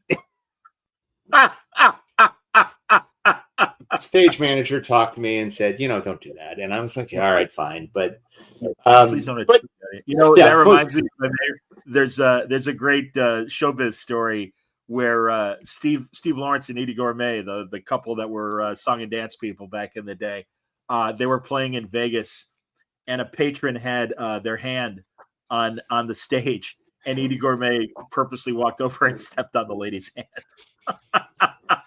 Get your hand off the stage. Honestly, man, no, I hear you. And unfortunately, audience etiquette. And, you know, you might have heard this. John Campea is one of my favorite YouTubers that pays attention to movies and TV. Mm-hmm. And he said that, you know, AMC hears you, that there are that the previews and commercials and everything is too long. So they're shortening things. And what they're getting rid of is the recorded, please turn off your cell phones, please stay quiet. And it's like, that's the one thing you got to keep, because, again, we are raising a generation of people that have no theater experience, none whatsoever. And it's really sad. Really sad. And yeah, I mean, you know, what are you going to do? I mean, like, you can't deprogram a generation like overnight, but yeah, you know, I think that, but to speaking about Spinal Tap 2, if you don't mind me pontificating for a little bit longer, is that, you know, that's exactly the kind of movie that I think needs our support. You know, it's a mid-budget or even low budget. I didn't read what their budget was, but I mean, it's sort of got a niche audience, and, you know, it doesn't really need to make that much money to be profitable. And so if even like anybody who said, hey, I remember Spinal Tap, it was funny, I should go see this, and then they're like, you know, I'll just wait, you know. But if all of those people just went to the theater, you would have a theater full of people who were engaged with the product. I mean, and I hate to call a film product, but I mean, that's what it is. And engage with the product, and are you know, invested in it, and it would push it towards being even marginally profitable, you know. And I think, you know, look, it was never going to, there was no way that movie was ever going to be a massive hit, right? It's the original didn't make money, you know. Right. So it initially, but it, I mean, it was VHS and DVD and the like. Yeah, it was one of those movies that, you know, when I was in high school in the 80s, was always, you know, there was the multiplex was showing the midnight movies, and it'd be like Rocky Horror, Spinal Tap, Caligula, and RoboCop or whatever, and sure, like Blade Runner, whatever it was. But I mean, but even at that, like, that's exactly the kind of movie that people like. If I could say, like, Disney is going to make money on Fantastic Four no matter what, right? They're just going to. They've got 100 different revenue streams coming in, but a movie like Spinal Tap 2 needs your support. I mean, I just got my my Criterion Edition 4K of the original in the mail today. I don't know if you caught. I like posted it because it was the first time ever that I've had to update the firmware on my 4K player to get the disc to play, and it was, I kid you not, update 1.11. And I was like, okay, well, if it's update 11, there's nothing more perfect if you're doing it to play Spinal Tap. So very true. That's awesome. When it came out on DVD, it literally was the first DVD I bought. And I bought it around, sadly, and ironic timing that we're talking about this, September 11th. And that's what prompted me to buy a DVD player, because it was such wall-to-wall coverage of the tragedy. I'm like, I got to watch something else. Yeah. And the great thing is, and I'm sure it's the case on the Criterion 4K thing, the other footage that they filmed, I wonder what it looks like, but regardless, it really is that's really a second movie. Oh yeah. And so many great scenes that didn't make the final cut, but are still so entertaining. And it may even be on, I don't know if it's still on YouTube or not, but I know for a while, all those extra scenes were on YouTube. Well, I mean, I know I had a Blu-ray that I was I was double dipping, but it had the like 90 minutes of extra footage. But the one thing that this Criterion disc had that didn't have, and that I was super excited about, is they have the 20-minute like proof of concept film that they made, the Spinal Tap: The Last Tour or whatever it is. I haven't sat down to watch it yet, but I'm also reading. Cool. I'm reading the making of book. Right, I'm exposing myself as a massive Spinal Tap. Oh no! Again, these guys are genius. Truly, all four of them. I mean, I'm including Reiner, obviously, who his body of work speaks for itself. But as I was saying earlier, I'm a massive Christopher Guest fan, going back to the National Lampoon Radio Hour when I was a little kid. And Harry Shearer is a genius, and Michael McKean is a genius, and I'm thrilled for them. And I also believe, I hear what you're saying, and I agree with you as far as box office goes. But I do believe that these guys are they'll see money. And again, I think they're owners of the movie, and I think they're gonna be okay with the money they make from this new movie. Oh, sure. No, I think they'll be fine. But I mean, and I think that ultimately, like every single person that bought that Blu-ray or the 4K that I just bought is going to buy it when the second one comes out. Yeah. But like it's just as a theater person, it's that experience of sitting in a theater with a group of people who are like-minded, because especially when it's a comedy, man, even my wife, who's not the biggest fan, but we were in the theater and there was 10, 15 people in there with us which was pretty good for a Saturday afternoon, I guess. But, she was like, man, that's the kind of movie you want to see with a full house, where like when the laughter starts, it just feeds on itself. Yeah. And no matter what you're watching, sitting at home on your couch, even if it's with 5 friends, you don't get that experience. You don't get that lift. You don't get that feeling of I'm part of humanity, and that everyone around me is just like, like in a way we're all the same, Yeah, great experience. No, when I saw when Mel Brooks came to the Chicago Theater and they ran Blazing Saddles before the Q&A. Yeah, I mean, and again, I used to when I was in high school, I would go to all the revival theaters. We had the Varsity in Evanston. We had the Parkway in the city. Facets would show old movies and things. Music Box would show old movies. 3 Penny when it was still around.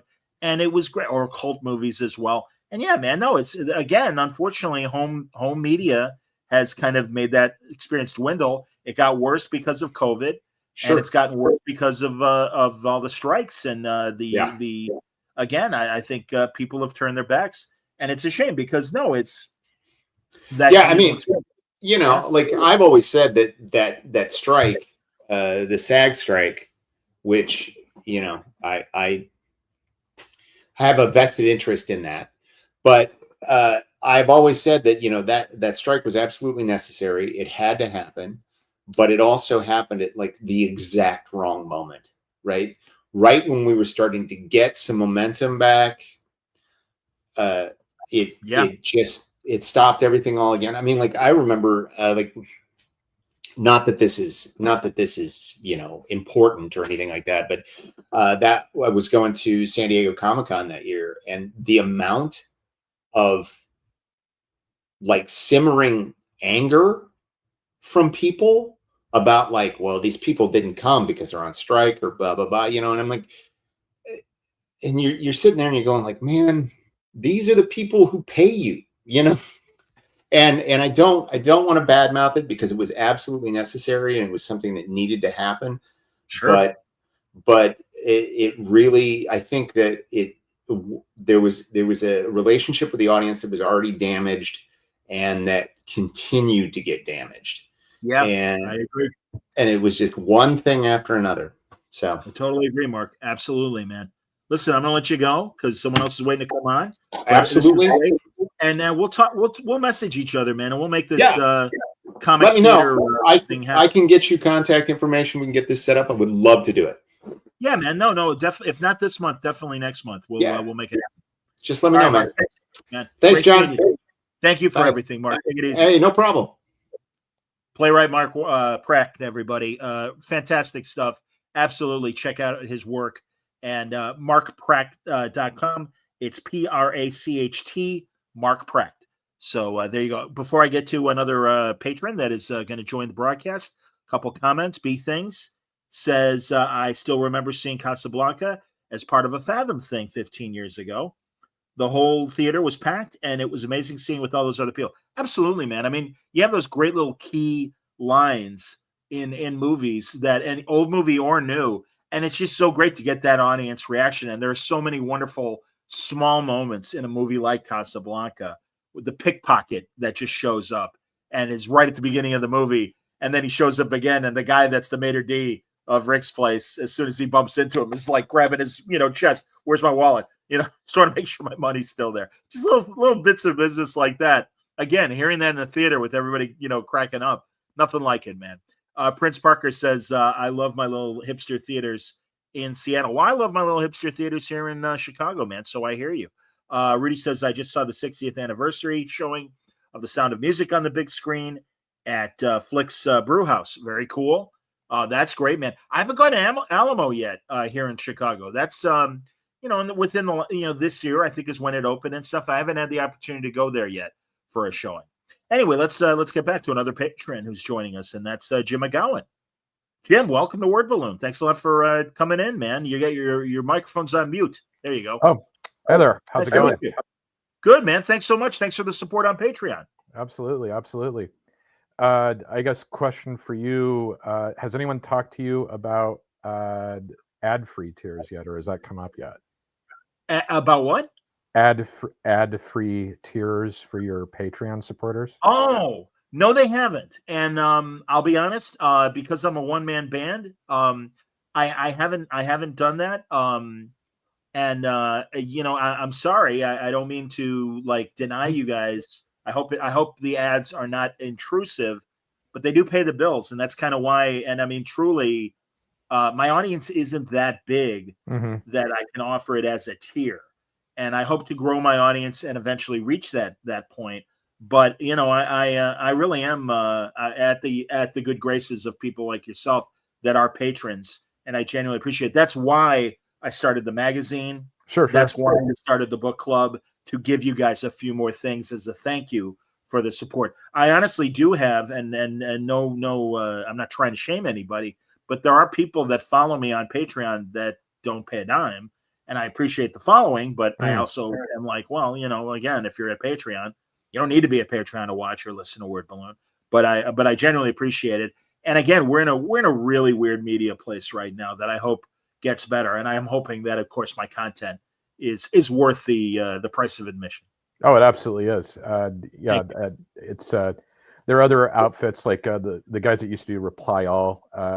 They have different podcasts where they and my guess is it's a scale issue. Like they probably have more people, so it makes more sense for them.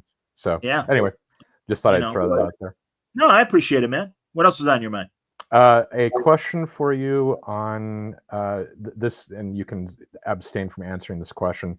But so I've seen interviews like the Greg Rucka interview was fantastic. That was really raw and everything.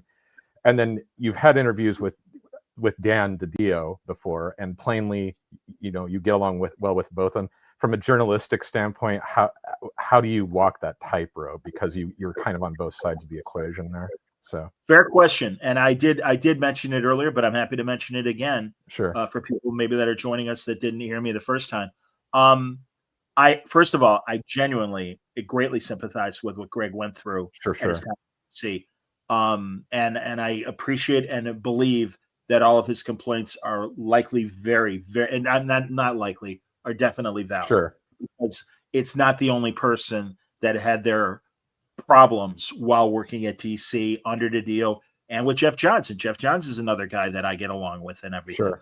All that said, again, I do think that in business there are cliques, and there are the cool kids and the not cool kids. Not that Greg isn't cool, but you know what I mean? In terms of there's just always like a clique that, all right, these people work together and they're always going to do this stuff. And it's a shame because obviously DiDio, Johns, and Rucka all worked together on 52, and we got in with Grant Morrison and Mark Waid. Sure. We got a hell of a story. Mark Waid is another guy that had his problems with Dan DiDio, and but is now back with the company because it's a different regime. Right. So I can compartmentalize my relationships with Dan and Jeff and Rucka, and will continue to do so. Also, I do think that the only type of person that I do have problems with having on are a lot of these people that unfortunately are part of the comics culture. Some of them have been very experienced, some are newer to the thing, but they punch down.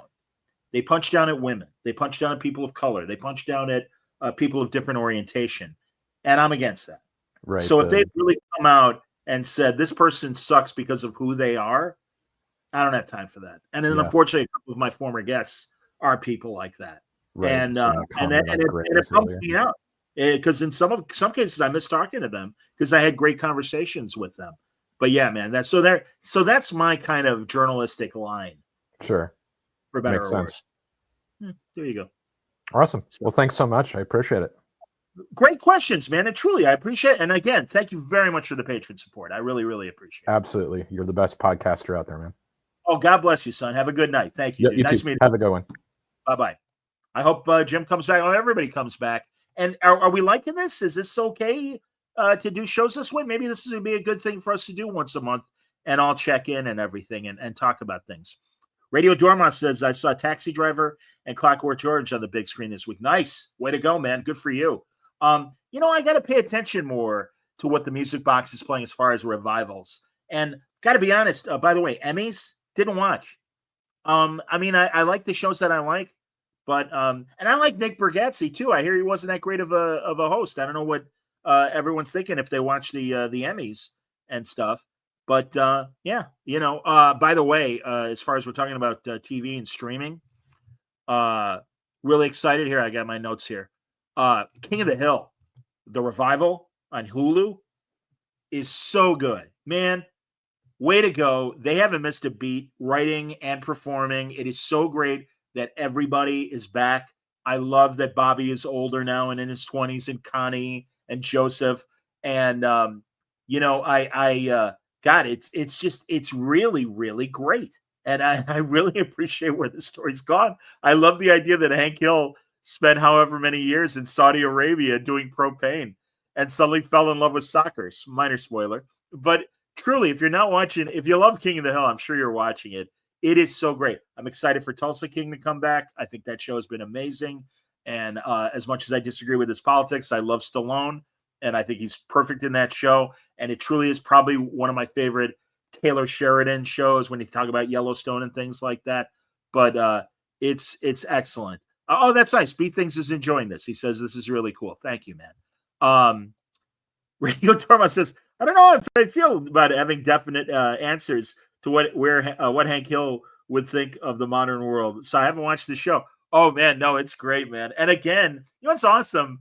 Bobby is so interesting as a 20-something guy. And I think that is Pamela I can't remember her name. I want to call her Advil, but of course that's the pain reliever. She had that FX show where she was on camera. And she's in I want to say she's in Say Anything with Cusack back in the day. But she's great. Everybody, Nancy Najimy or Kathy Najimy is still great as his wife and everything. Shame on me. Hank's wife, as Cotton used to say. Hank and Hank's wife. No, I love it, man. It's excellent. And again, I'm like kind of savoring it. I'm only halfway there. I'm doing the same thing with Only Murders in the Building. I'm taking my time with the show because I love it so much. I don't want it to end. I mean, that's as much as I, watch and get frustrated by Star Trek and Strange New Worlds.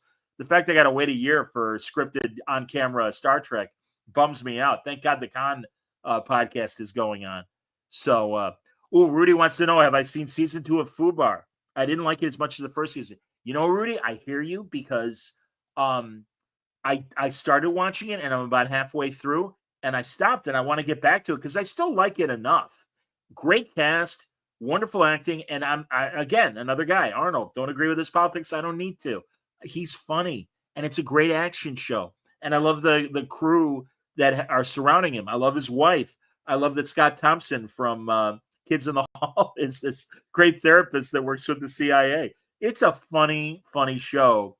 But I agree with you that maybe it's not as strong this season. I'll be honest. Only Murders season 4, too much stunt casting. And it was just like, okay, get back to the story. Although I loved when Ron Howard showed up. That was just fantastic. And this season's story is intriguing. So I like it. But yeah, them making the movie about them and stuff, that season didn't really do it for me. But I do love this doorman murder story. And I've only watched the first 2 episodes, but I'm confident. I loved Stick on Apple. I thought Owen Wilson's show was great, and I really enjoyed that cat. And Mark Maron did a great job acting. By the way, I understand why Mark Maron is stopping a podcast because he's done a lot, and also he's got other things going on, and I can appreciate him feeling kind of burnt out. I'm not burnt out. I got 4 years on Mark Maron, and I'm not stopping anytime soon. But good for him. Congratulations. By the way, I have no malice towards the celebrity podcasts. Why would I? Podcasting is great. As I've said a million times, the best and worst thing about podcasting is anyone can do it. And for better or worse, that's the product that we get. Sometimes that's good. Sometimes it's not so good. But that's okay. And truly, even the attention that the celebrities get for their podcasts. I remember, I forget what magazine Conan was on the cover of, Conan O'Brien, and it was King of Podcasts, and all these podcasters that are in, but he's only been doing it for a couple of years. And it's like, it's Conan O'Brien. He's got a big audience. Mark Maron, even not the biggest comedian, but God bless him for growing the audience as much as he did. That's great, man. These people have awareness. They've been around. They've been on camera. People know who they are. Smartless, another great podcast. I love Where Everybody Knows Your Name. Sam from Cheers. Again, idiot. Ted Danson. I'm sorry, Woody's not on as much as initially thought, but Ted Danson does great interviews and great conversations. I'm looking for great conversation, as we all are on these video and audio podcasts. That's all the criteria I need. And is it a subject that I'm interested in? Even, again, a guy I don't agree with, Joe Rogan is a very curious guy. And again, I don't always agree with him, but I give him credit for being innately curious.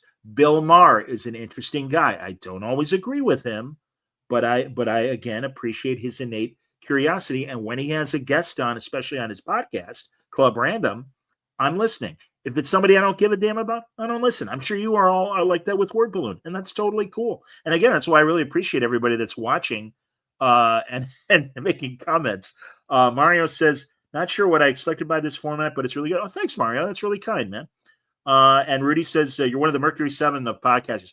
Honestly, Rudy, I've made that comparison, and forgive me, everybody, because I don't mean it like I'm an astronaut or anything like that. But I was there that around that first year. Leo Laporte started in 2004, and Adam Curry started in 2004. I started in 2005, as you know, my 20th anniversary this year. So yeah, I do kind of feel like I started, but I do love.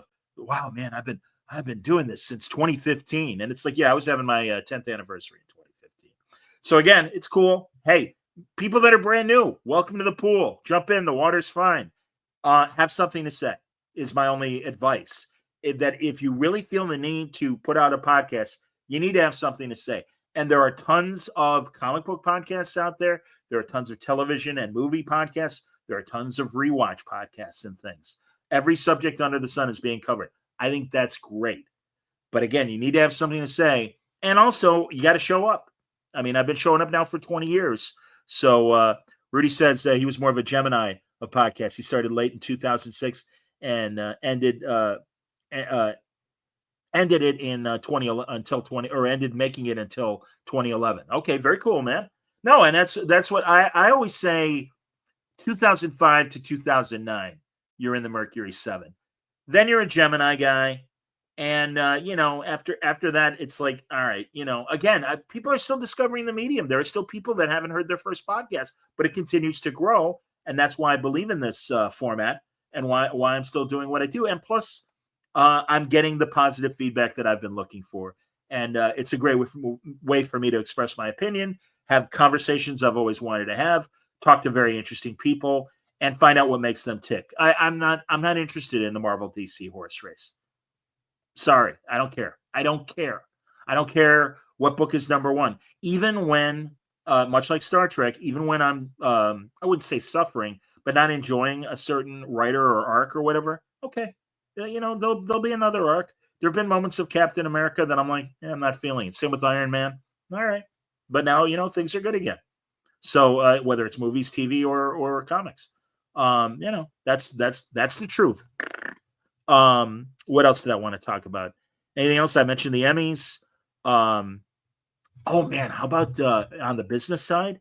Everything, God, we're still trying to figure out what Paramount is now that Skydance has bought them and are starting to exert control. And it's been very interesting to compare what happened to Colbert and him getting lost. And I'll get to that in a second. But man, South Park, they're not letting up, man. They are as raw as they've ever been, if not more raw. And I'm thrilled. And it sounded like David Ellison had a quote saying, "I'm loving South Park right now." So you're not seeing a government influence of, well, that's too far, at least for now. As far as Colbert getting let go, it sucks. And I really enjoy of the talkers. Colbert and Seth Meyers are my favorite late night hosts. The only guy that I really think is just happy to be there is Fallon. And I've always had this love-hate thing with Jimmy Fallon. I just think he's a little too he's forgive me, everybody. If you love Jimmy Fallon, that's great. He doesn't seem that intellectually heavy. I think Kimmel is a little smarter. I know Colbert, it seems, is definitely smarter. When they did that Fox or whatever they called their during the strike, when all the talk show hosts did their podcasts and we're all talking together and stuff, Fallon just seemed like the weakest guy. By the way, I love John Oliver, and thank God John Oliver's out there. And I'm glad Jon Stewart is back on a weekly basis doing what he does best. But I do understand the economics behind Colbert's show being canceled, because beyond the show itself and whatever editorial direction it takes, that Ed Sullivan Theater is this giant, really expensive thing. And I got why they did it when Letterman joined CBS, and it made a lot of sense. I don't know if it economically, given how so many people watching are not watching at 10:30 at night like we did in the pre-internet world. Saturday Night Live, thankfully, and I do think these late night shows as well survive with segments, living on YouTube and the other platforms, Facebook, TikTok, whatever, Instagram. But I do think that Yeah, I don't know. And also, man, when I was watching all the Spinal Tap coverage for the movie opening last week, it's so obvious. It always was a platform for a guest to come onto a late night show and promote their thing. Hey, this is my book. Hey, here's my movie. Hey, watch my TV show. This is my album. Fantastic. That said, it really feels more and more like a commercial for the big thing. And especially when it has to be because of commercial television in 6-minute increments, you're not getting a lot of content. Again, how you doing, everybody? Welcome to Word Balloon. That's where podcasts are. That's where Brian Bendis and I can hang out and talk for 2 hours, for example. So B thinks Fallon always feels kind of tee-hee as a late night host. Yeah, I agree. And SNL live streams the opening monologue on YouTube. I didn't realize that. Again, I am really, really interested in what's going to happen with this sketch live show that they're planning for British television. I wonder how it will do. British television, as far as sketch comedy goes, is brilliant. Everything. Rowan Atkinson came from there. Of course, the Pythons, but everybody in Canada, the Kids in the Hall. Sketch comedy is amazing. Live sketch comedy, though, that's been a challenge ever since Milton Berle and Sid Caesar back in the 40s. So, yeah, that's what they have to, go against. Rudy says that B Things is right about Fallon seeming like a tee-hee. Yeah, when he ruffled Trump's hair, it's like, okay. I preferred when Letterman had Trump on and made fun of the fact that, oh, you're so anti-China. I noticed your ties are made in China. Anyway, that's my little comment. Hey, Carrie's here. How you doing, Carrie? The evolution of late night has been crazy. Looking back to Johnny Carson with all the different segments he had on the show that we have now, it's incomparable. I agree. It's funny watching Antenna TV, especially when they show the 90-minute episodes. And Carson would have guests, but he would also, let's do a little sketch. Here I'm Art Fern and the late night movie, and Floyd Turbo with his editorials and all this other crazy stuff. And I'm glad that Carson used to flex his comedy muscle. Man, you want to go back, watch old Jack Parr and Steve Allen's if you can find them on YouTube. I think they're fascinating to watch.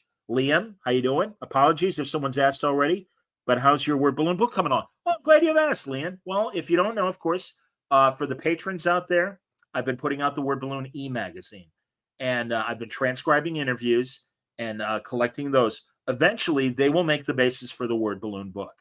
And the more I think about it, and I'd be curious what people watching and listening think. And by the way, if you're hearing this after the fact, feel free to email me on everything that we're talking about today, john@wordballoon.com. That's my email.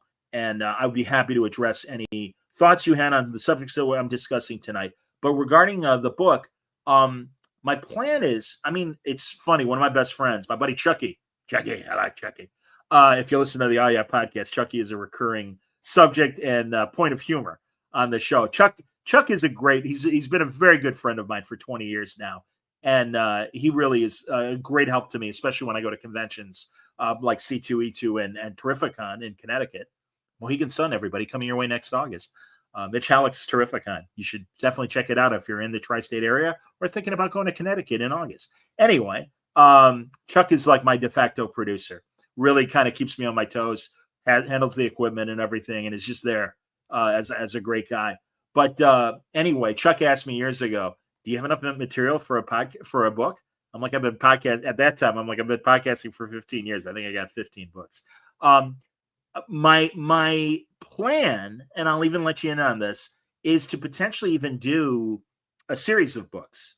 My good friend Paul Kupperberg has released a series of autograph or interview books that he's put out with both current and past creators. And I think we both have different editorial points of view that our interviews be different. I've been a fan of books and magazines with comic book people interviews since I came back to the hobby in the late 90s. Always was a fan of the Comics Journal, always a fan of Alter Ego and all the Tomorrows magazines that have their interviews, and including my dear friend Ed Cato and what he's doing with RetroFan currently as the editor of RetroFan. It's excellent. And my ambition is to not only dip into current conversations that I'm having, but also great ones that I've had in the past. In fact, the next e-magazine and likely a chapter in the first Word Balloon book will be one of my conversations with Marty Pasco, where Marty really goes through the history of DC in a way that I don't think has been covered in a lot of the other DC history books that have come out over the years. And I think Marty had a very unique perspective on that, both as someone who worked for the company from the 70s through the early 2000s and knew everybody that he knew, but also, again, even getting the secondhand stories that he got. Really, I envy Paul Levitz, Pascal, the living Bronze Age creators that managed to meet and really get to know a lot of those Silver and even Golden Age creators while they were still around and get their straight stories and stuff. I thought that was all pretty neat. So the book is coming along. I hope to have a product available next year. I'm still debating, given the nature of the book market right now.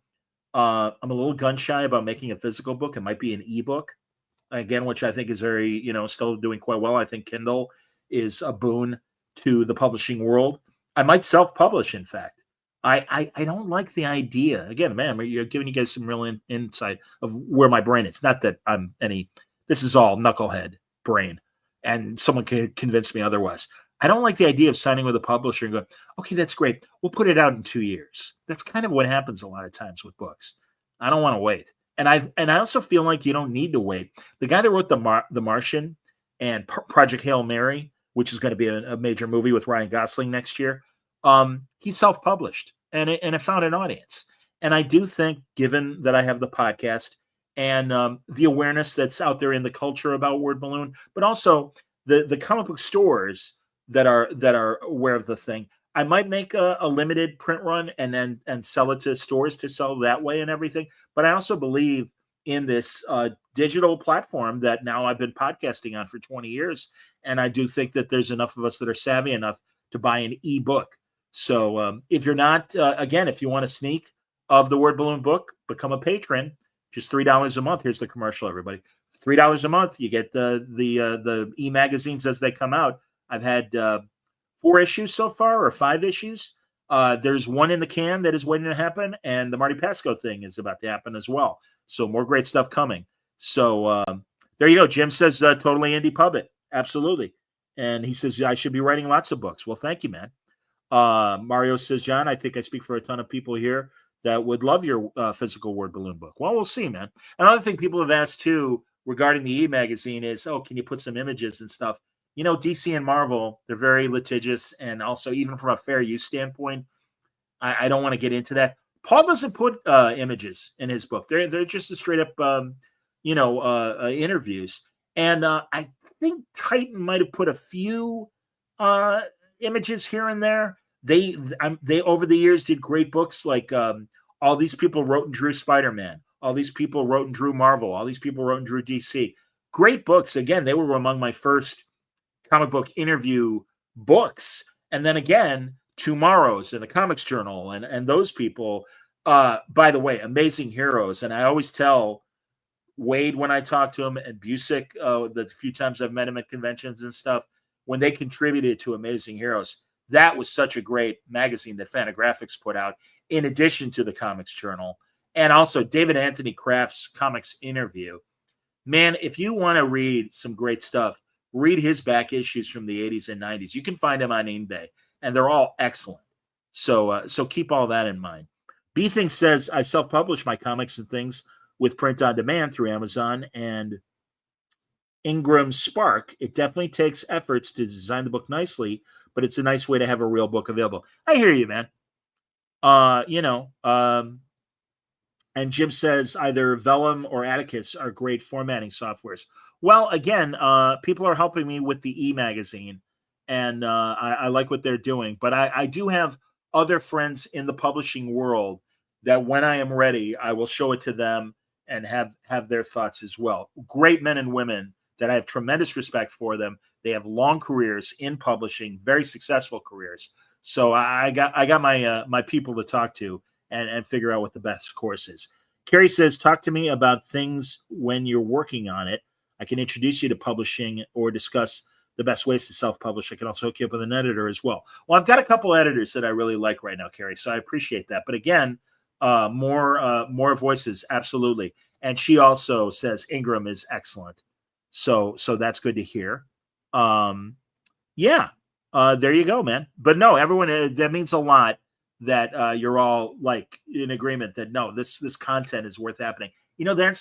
This is the thing now. And again, not only for myself convincing myself, but also if there are other podcasters out there. I'm reminded of the great baseball player, manager, and broadcaster Lou Boudreau. For you youngsters out there, for you young people out there that have just gotten into podcasting, think about your brand, think about your content, and don't just limit yourself.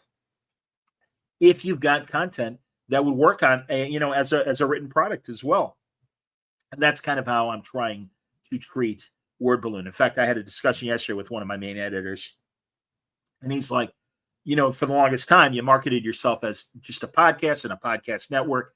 You really need to think of yourself as a brand. That's what I'm trying to do, everybody. That's what I'm trying to do. All right, Mario says, yes, Kurt Busiek would be a great interview. Sadly, Kurt does not do podcast interviews anymore. I got him once back years ago. I want to say like 2006, and had a great conversation with him about Astro City and Superman's Secret Identity. And we even shared our love of Robert Parker Spencer detective novels. But I've tried a few times, and I did talk to him face-to-face at a convention, and he said, no disrespect, but I just don't want to do it. I love Jim Chung. Jim Chung is one of the best artists of the last 25 years, and I would love to have him on a Word Balloon podcast. He doesn't want to do podcasts. No problem, Jimmy. As I always tease him about, I'm like, can I still say hello to you at conventions? Like, of course you can. I'm like, that's fine. Dan Buckley. Would love to talk to Dan Buckley. He's the publisher of Marvel. He's like, I don't know, man. I'm afraid something I said might bite me in the ass. I'm like, Dan, can I talk to everybody else? Of course you can. Then I'll never ask you again. I love Dan Buckley. And I love what Marvel does. And by the way, CB Sobalski is another friend. And truly, I think he's doing a great job as editor-in-chief. I think both companies now, it's really, I don't even know what Disney and Warner's expects from DC. I was having this discussion, I don't remember if it was on the air or, oh no, it was off the air with my editor. We were talking about how back in, the 70s, when the DC implosion happened, and there really was concern that maybe they would just stop doing comics altogether. Paul Levitz, as publisher of DC, went to Warner's and said, don't think of us as a profit division of the company. Think of us as an intellectual property laboratory. We will come up with ideas, and you can exploit them in TV and film and licensing, making toys, making birthday cakes, making birthday cards, bed sheets for kids. And he's right. And that's how both DC and Marvel should be looked at. And again, I don't mean that in terms of simplify the product and don't make quality product for those of us who are still reading comics and enjoying comics. No, please. Because again, that's where the ideas come from. That's where Secret War is coming from. That's where Doomsday is coming from. That's where James Gunn's Superman came from, and Peacemaker, as crazy as it is. So I am all for all that stuff. Oh, Rudy asks, when will I have my buddy, Rainn Wilson, on the pod? Rainn and I went to high school together. We were not friends, but we weren't enemies either. When we were in Cyrano de Bergerac together, he played Christian, and I was the spear carrier. I was one of the soldiers that was in Cyrano and Christian's army. But I was closer to my friend Jim True, who played Cyrano, who is also a television. Jim True Frost is his professional name. He did Affliction with James Coburn and Nick Nolte. He's in a Singles, the great 90s movie that Cameron Crowe directed. He's the elevator operator in the Hudsucker Proxy that the Coen brothers made. So Jim and I are closer, and I keep meaning to pull the trigger and get Jim on the show. I am assuming that there will come a time where Rainn Wilson and I are at a convention together or something where our paths will cross. And I will gently remind him, you might not remember me, but my senior year, your junior year, we were at the same high school. He was, his family traveled a lot. They were of the Baha'i faith, and they would go from city to city. So I think he went to several high schools before he ever settled down to wherever he settled down. But I absolutely admire Rainn. I think he's one of the few bright spots of Discovery. His Harry Mudd was quite good and really dark and interesting. And of course, all of his television and film work, I love it all. No, Rainn is great. I've been very fortunate. I have several friends that then went on that were theater buddies of mine. We were all in theater classes and did plays and radio together and stuff. And they've gone on to have successful work. a lot of my friends. My friend Janet Vandegraff became a great comedic actor in Canada. I mentioned Jim True Foss, my buddy Hirsch, the David Hirsch, Andy Hirsch. They're brothers. Andy became a great actor and is still doing quite great work on television and film. So, I've been lucky that way. But someday we're both young enough still that I bet Rain will eventually be on Word Balloon. B Thing says I'm working on starting a podcast. While I don't do interviews at the moment, I was wondering what the right and polite way to invite people on. Do you pay them? I do not pay them. I was very fortunate to start when there were only a handful of comic book podcasts. Having the radio background that I did, I absolutely promoted that fact to these people that I'm working at, sports radio jobs, and it certainly helped. You just have to go to wherever their contact information is and ask them politely. It's tough. And also, you might want to start with some of the Artist Alley people that are indie creators that could use all the publicity that they can muster. But, go to conventions, introduce yourself, have a business card, be professional, try and present yourself as well as you can. And I said this as a big fat guy. It's the truth. But just absolutely. And don't forget the key thing though is, folks, because again, it is such a combative time. And sadly, the combative time has not only gone into our politics, but it's in every facet of our life. I mean, I bet knitting groups have people that don't like each other for their opinions. It's stupid. I wish it wasn't that way. All that said, though, don't have a guest on that you disagree with the way they're writing a character or drawing a character. And I've seen and heard this many times. And I always say they're a guest on your show, and the operative word is guest. You don't consider Word Balloon is it literally is my living room. I'm broadcasting right now from my living room. You wouldn't invite someone to your house and in your living room and sit them down and go, you know why you suck? You're not going to do that. And you shouldn't do it on a podcast. You really shouldn't. You can find ways to explain your disagreement without insulting the person. I mentioned earlier, Keith DeCandido, we disagree about Star Trek, new Star Trek. That's okay. And again, I want to know his different, even on the Trek Watch show. I want to hear different opinions. I don't want everyone to go, yeah, I agree, it sucked. Yeah, I agree, it sucked too. No, that's not interesting. That's boring. Let's talk about it, and also do it without any actual malice. And sometimes, and that's a different form. But when you have a guest on, I don't think it's a good idea to have a Batman artist or writer on and go, yeah, I really hate what you're doing. I mean, that's just stupid. And let all the cable news shows do all that crap. It's stupid. Jim Gray, great sportscaster for CBS for years. He used to drive me nuts, and I can say this both as I wouldn't say I'm a colleague because I was doing local radio, and he's a big network guy. But we were at the fights. Here's an old story. I may have told it before on the show. You'll remember Pete Rose and all the problems with gambling, obviously. And back in 1999, baseball had an all-century team because it was the end of the century. Let's get all the all-stars out there and let the fans vote for who needs to be on the field. This was at Fenway Park. And Pete Rose got voted in, but he was banned from baseball. What are we going to do?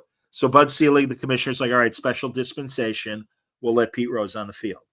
So Pete's there. Jim Gray does the interview. And do you think you have something to say to the fans about the way you disgrace the game with gambling? Not those words, but essentially that was the intent. Pete Rose like, I'm here to celebrate baseball. I'm not here to talk about that. And he went off. Well, about a month later, we're all in Vegas, all the boxing people, and I'm there representing sports radio. And we're all in Vegas for a Mike Tyson fight. I forget which fight it was, 1999, either or 2000, definitely in that period. And all of us are sitting around. It's the night before the fight. A bunch of us reporters. It's me and my buddy Johnny Saraceno from USA Today, Wally Matthews, great Newsday, New York writer, Brian Borges from the Boston Globe. Jim Gray is there as well. And one of the guys like, hey, Jim, what was that crap with Pete Rose? Jesus, man. They go, what are you doing, like hitting him with that stuff now? And he goes, yeah, but it was great television. And I couldn't help it because I'm a big mouth and really was like the junior guy there. But I'm like, no, great television is getting an answer to a tough question. You didn't do yourself any favors, man. And it was like, Suntress is right. There you go, Jimmy. There you go. Even John knows. So, and literally the next night, the fight happens. Tyson has an easy knockout. And Jim Gray is in the ring with Tyson. And, well, Mike, how'd you feel about the fight? Yeah, listen, before we get into that, first of all, you were very disrespectful to Pete Rose in that All-Star interview. And I'm like, the convicted rapist is telling you about your behavior. Look in the mirror, pal. All that said, Jim Gray in the Boxing Hall of Fame as a broadcaster deserves it. I am a flea on the ass of boxing as far as my history in boxing is concerned. So there you go. It hasn't hurt Jim Gray at all. But I bring up all that to say you'll get, think about, if you do want to disagree with a guest, think about it and try and find the most polite way of going, I didn't understand where you were coming from with this story. I didn't understand where you were coming from drawing the character. I heard a guy who wouldn't let up about Moon Knight that the writer described his costume as white. And he's like, well, it's always been silver. It's always been silver. Who the hell cares? Shut up. No, nobody gives a damn. I'm sorry you do. But again, it takes all kinds. So there you go. Rudy says, one of the main tenets of Word Balloon that you brought on people whose work you like, and it's worked very well for the pod. Yeah, man. I mean, honestly, I love when a critic will pigeonhole me. Well, he only talks about DC and Marvel. Well, then you're not listening or watching. You only have guys on. Well, then you're not listening or watching. I am proud to say that I think Word Balloon has always been diverse. It will continue to be. If I like something, I gotta like the book. It's that basic. I've got to like the book. If you're, folks, I'm not an X-Men guy. I'm just not. I wish I was, but I'm not. And that's why I don't have very many X-Men creators on. When my friends have written or drawn the book, I've done it. I was telling a friend the other day, Val DeLandro, I love that guy and I love his art. But for the longest time, that was one of his main gigs was X-Men. And I'm like, oh, Val, I'm not reading your stuff, man. Your stuff looks great, but I have no frame of knowledge to really have an interesting conversation with you. Then he started working with Kelly Sue on Bitch Planet. I'm like, all right, there we go. Now we're cool. So everything's good. B Thing says that makes a lot of sense. Thanks for the advice. Oh, I'm glad, man. My pleasure. Stanley, yes, you're right. Tough, combative interviews are entertaining. I respect that. But again, you don't want to ambush somebody. And sorry, if you're looking for tough, combative interviews, maybe that's not what Word Balloon should be for you.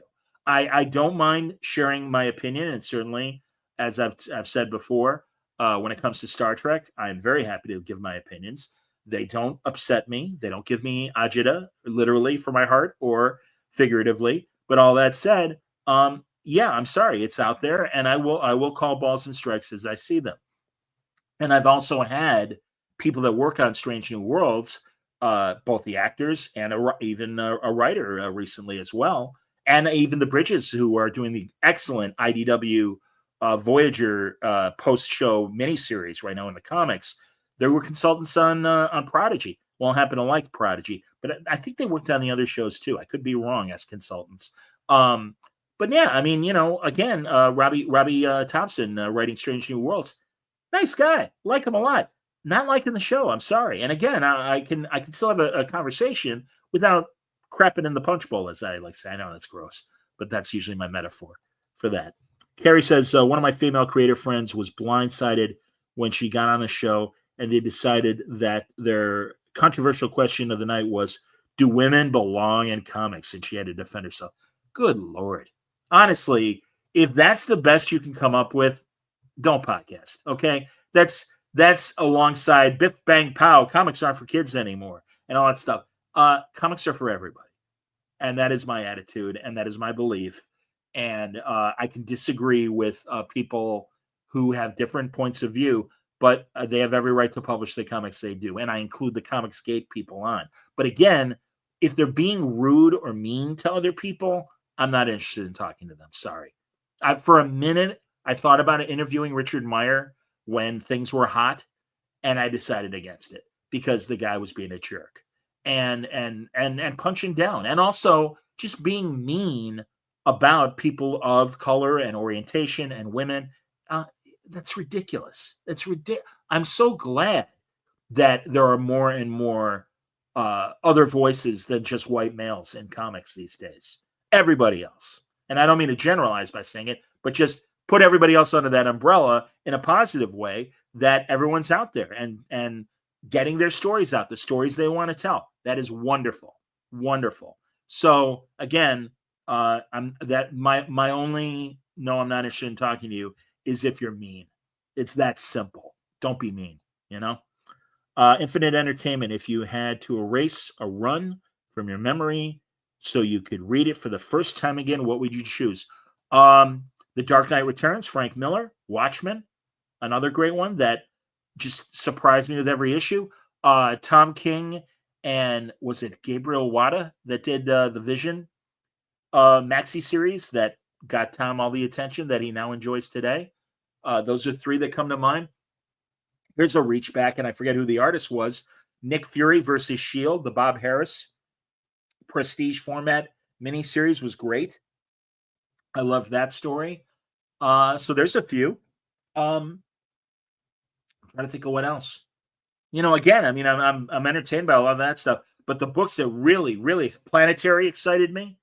I thought that was wonderful. By the way, Lansing and Kelly, who do those great IDW books, search, because I don't think DC will ever trade it, but they did their run of Outsiders was essentially a sequel to Planetary. Check it out. I think it's amazing. I truly think Planetary was such an exceptional book.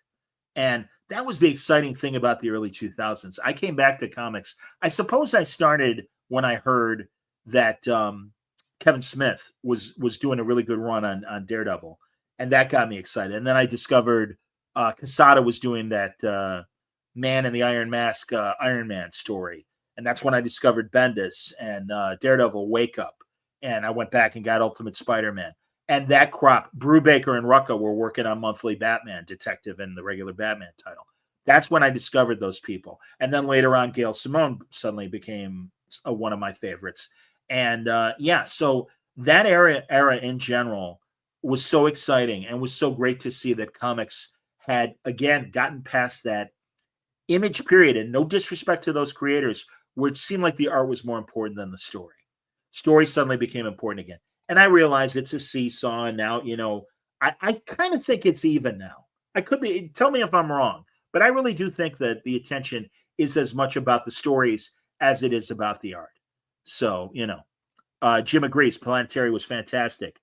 Get it for the Cassaday art alone. Absolutely. Johnny would, yeah, we miss Johnny. Johnny was great. Never had him on the show. I'm really regretting that. A couple of wonderful people that I met and had a little bit of connection with at shows that I never had on the show that have sadly gone. Darwin Cook was always kind to me. John Paul Leone was always kind to me. And we were like, yeah, we'll do it. We'll do it. And then we never did. I would say Cassidy is another guy like that. And it breaks my heart. And also that they're not, I mean, obviously that they all died young. And I wish they were still around because they all did incredible, incredible work. So, Infinite Entertainment agrees the early to mid 2000s was a great time for comics. Yeah, I think it brought a lot of us back, man. Would I ever do a show, Stanley asks, where I rank my favorite comic runs? That's a thought. Maybe. You know, for something like this where I'm doing like kind of an Ask Me Anything thing, possibly. Thoughts on the Tron movies? B thinks. I love the Tron movies, and I'm excited for Tron Ares. I really am. There's going to be one of those movies that I definitely will see in the theater. I appreciate, again, you know, I was from that arcade era. My God, we had Tilt in suburban Chicago, in Glencoe, Illinois, was my go-to arcade. So, you know, everything they show you in the first movie about Flynn's arcade and stuff like that. Are you kidding? I love that stuff. That was amazing. And I would blow my allowance left and right. I mean, the best was I had this really sad period. I'm fine now. But when I got let go from the Score, actually, I quit the Score and went to Sporting News Radio. I was in a really deep funk, and I really did see a psychologist for a while. Not a psychiatrist. That's when they prescribe stuff. It's just a psychologist. And he said, you know, do stuff that you like. So I would go to arcades, and I would put a $20 bill in the token thing, and it would pay out like a jackpot. Douche, this big rain of tokens. And I remember this little kid just going, looking at me shocked. And he's like, Did you put a $20 bill in the token machine? I'm like, yeah. Don't grow up to be me, kid. But I did. I used to all the 8-bit video games, and I love the bars that have them. Mitch at Terrificon had a great room of arcade games, and they had the old Star Trek video game that you could sit down and everything and shoot at Klingon ships. Are you kidding me? Good Lord. I'd love that. Infinite Entertainment wants to know, but yes, the Tron movies, I love them. I love all three, or I love all two of them, and I'm excited for the third one. Infinite Entertainment, am I watching Alien Earth? Very good show. You know, deep confession, kids. Beyond the first movie, never saw Aliens, never saw the other sequels. I don't know. I'm not inclined, as much as I hear how good it is. I'm not feeling it, and that's why I'm letting Wayne talk about it when we do Trek Watch. We're going to do a Trek Watch on Thursday, by the way. So there's that. Jim says the Tron arcade game was great with the 4 different stages. I loved the original with the weird black and white faces with the pastel colors. Yeah, you know, that's the cool thing about the original Tron was the fact that all the effects, well, a lot of the effects were practical. There was some CGI in it, of course, and very early CGI. But I kind of liked the uniforms and the way everybody looked. I thought it was cool. It may not age well, just like Babylon 5 space scenes. And people, the CGI is really crappy. Well, that's all we had, man. You know, I'm more interested in the story. And I love, I mean, even as goofy as the first Tron story was, Tron Legacy was a lot of fun. And I really appreciate it. I mean, I know Jeff Bridges, de-aging makeup, a little funky in there, and it's gotten better. Things have gotten better since. But I love that Jeff Bridges came back, and I guess he's going to be in Ares as well, which is great. No, I'm very, very excited for that. And also as Rudy points out, yes, Bruce Boxleitner as Tron and Alan in the movies. No, I love that. I even liked the cartoon that Disney made to support Tron Legacy. So no, I'm a big fan. I think the Tron franchise is quite good. Mario says, and I thought about playing them, but you know something, find him on YouTube. He said, I saw the 1-minute reviews that you've done today. You should do more. Yeah, that's the plan, man. You know, I was talking about it earlier in the show that rather than, because someone had asked, you know, I'd love it if you do a Twilight Zone rewatch. I think it was Pete Beiser that said that. And I'm like, I don't know if I do a full-length show, but what I would, because I really do feel like they're well covered. But I do like doing 1-minute little things. I did it because I interviewed Bud Schulberg, and he made the movie Face in the Crowd that Andy Griffith was in. And it's the most dark, dramatic Andy Griffith performance you'll ever see. And I made a 1-minute thing. I made one also about The Harder They Fall, Humphrey Bogart's last movie. So I did 2 currently about Star Trek. And I'll tell you, one is a review of Charlie X, one of the first season episodes. The other was just my suggestion, based on my love for Star Trek Con, that they should consider doing a prequel about Zefram Cochrane and get James Cromwell and Alfre Woodard back as Z and Lily. And let's find out what happened to lead to them building the Phoenix, the first warp drive ship, because I don't buy that they just got random spare parts post World War III. I think there's potentially there's a story there. I would love to see it. And I'm loving Star Trek Con, as I said earlier. Mario says, I watch Sneakers, my favorite Redford movie. What rare Redford movies should I watch? Well, I would say Downhill Racer, him and Gene Hackman, is an excellent movie. I'm a big fan of, I don't know how well known it is these days, but The Candidate from the early 70s is a quite good movie. Gabe Hartman and I are going to discuss our favorite Redford movies coming up very soon. And we'll have a scene missing component in our discussion as well. Jim says, I couldn't get past the aliens with the Larry Fine hair in Babylon 5. Yeah, I know what you mean, though. Yeah, you know, honestly, I hear you, Jim. That's what drove me away from Babylon 5 when the first season. And I'm like, I'm not digging this. When it came to TNT, and they did, before they started doing the new episodes, they had the kind of a clip show explaining the thing. Then I was intrigued. And again, you got to get past the makeup and really get to the story. Yeah, because the Centauri with those ridiculous fan hairdos really have this incredible, very Roman Caesar-esque sort of the knives out for your haters politically storyline that is fantastic and really comes to massive blows in the 4th season when there's a Caligula sort of Emperor Cartagia, and Londo, the character we've been following since the first season, has to do what he can to get that guy out of the throne. It's truly Babylon 5. If you've never seen it, and it's because of those visual issues, I would say jump right to the second season. There are things about the first season, or even better, go to a website and say, like, what key first season episodes of Babylon 5 should I watch? You don't have to watch every one of them, and also watch In the Beginning, the movie they made that ties in scenes from the first 2 seasons, but also gives us more backstory on what led up to the television show story. I love Babylon 5. I wish to God they get everything straight, and we'd either get a reboot or a retelling or a continuation of the story. It truly is a fantastic franchise of sci-fi that deserves more attention and acceptance. And I'm thrilled that I got my JMS interview to talk to him about it. So there's that. Let's see here. What else? What else have we got? As I look at some of the new comments. Ree says Babylon 5 season 3 and 4 are great episodes of any genre, not just sci-fi. That's the thing that I think most of the general audience is starting to realize, and as evidenced by the dramatic writing Emmy that Andor got. Television's growing up. Again, that's my frustration with Star Trek. All this great sci-fi is happening on shows like The Expanse and Foundation and Silo and all these other things. And all Star Trek, new Star Trek, as far as the film stuff, not the animation. I do think even Lower Decks I came to love it. And also Prodigy had some great ideas and exceptional storytelling. Otherwise, we're getting member berries and really dumbed down science fiction on Star Trek. That sucks, and I won't deny it. Thoughts on Peacemaker, Creature Commandos, and the upcoming DCU slate?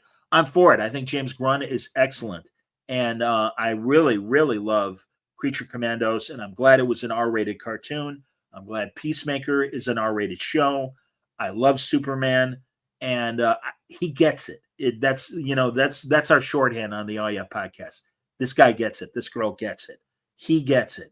And I hope to God, because again, we're hearing rumors that Warner's might be sold either to Paramount or Netflix, and that there's a possibility that with that sale, James Gunn would suddenly not be in charge anymore. I hope that he stays with it. I hope that they understand and see the positives that I think he has been bringing to the new DC product. I didn't mind the Snyderverse. I won't say that I was an ardent fan, because I felt like visually it was great. It's kind of like Star Trek. Visually, it's great, not great storytelling. I thought Affleck really got jobbed and should have gotten some more interesting Batman storylines. I also think that now I'm blanking again. Henry Cavill was fantastic as Superman, and Gal Gadot was great as Wonder Woman. And the first Wonder Woman movie was great. Man of Steel was decent. Batman v Superman, they tried to shove too much stuff in too quickly. You don't have to immediately catch up with Marvel. And I'm sorry, I didn't like Ezra Miller as the Flash. And I'm not talking about their personal life and their personal problems. I didn't like the characterization of Barry Allen as portrayed by Ezra Miller. I'm a Grant Gustin guy. By the way, the CW run, that's some of the best superhero stuff that television ever saw.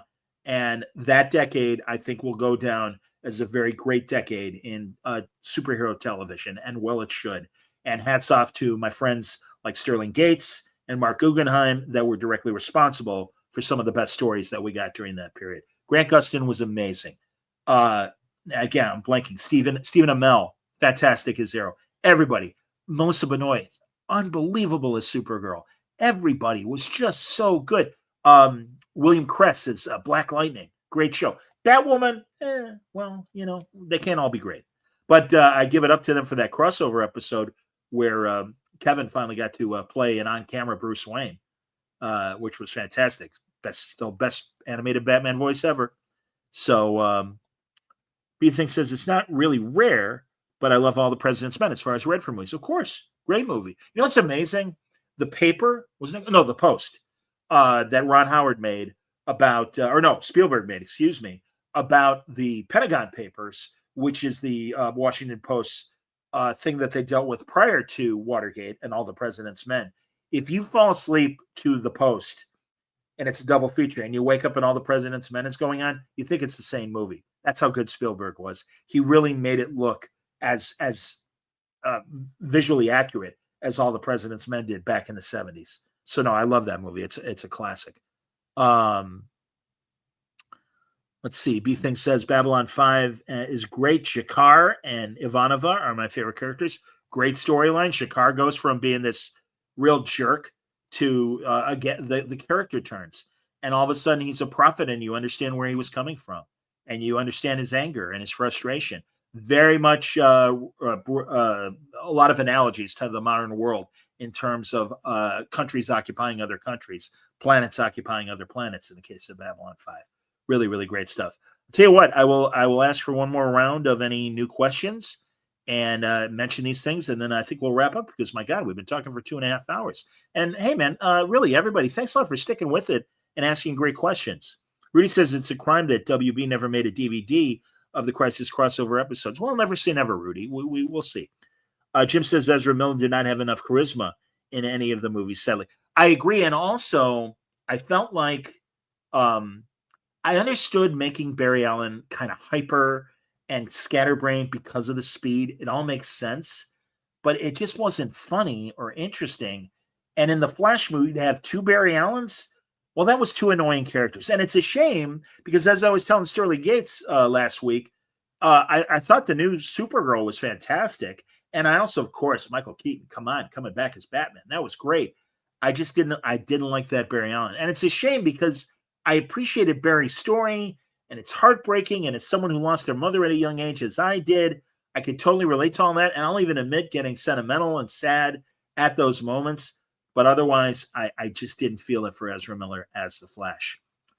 Infinite Entertainment, did you ever catch the Batman Brave and Bold cartoon? I sure did. In fact, I had the showrunners of the Brave and Bold cartoon back in the day. Why am I blanking on my buddy who then took over DC Animation after Bruce Timm and was really like the main producer? Shame on me. I love that. Michael Tucker.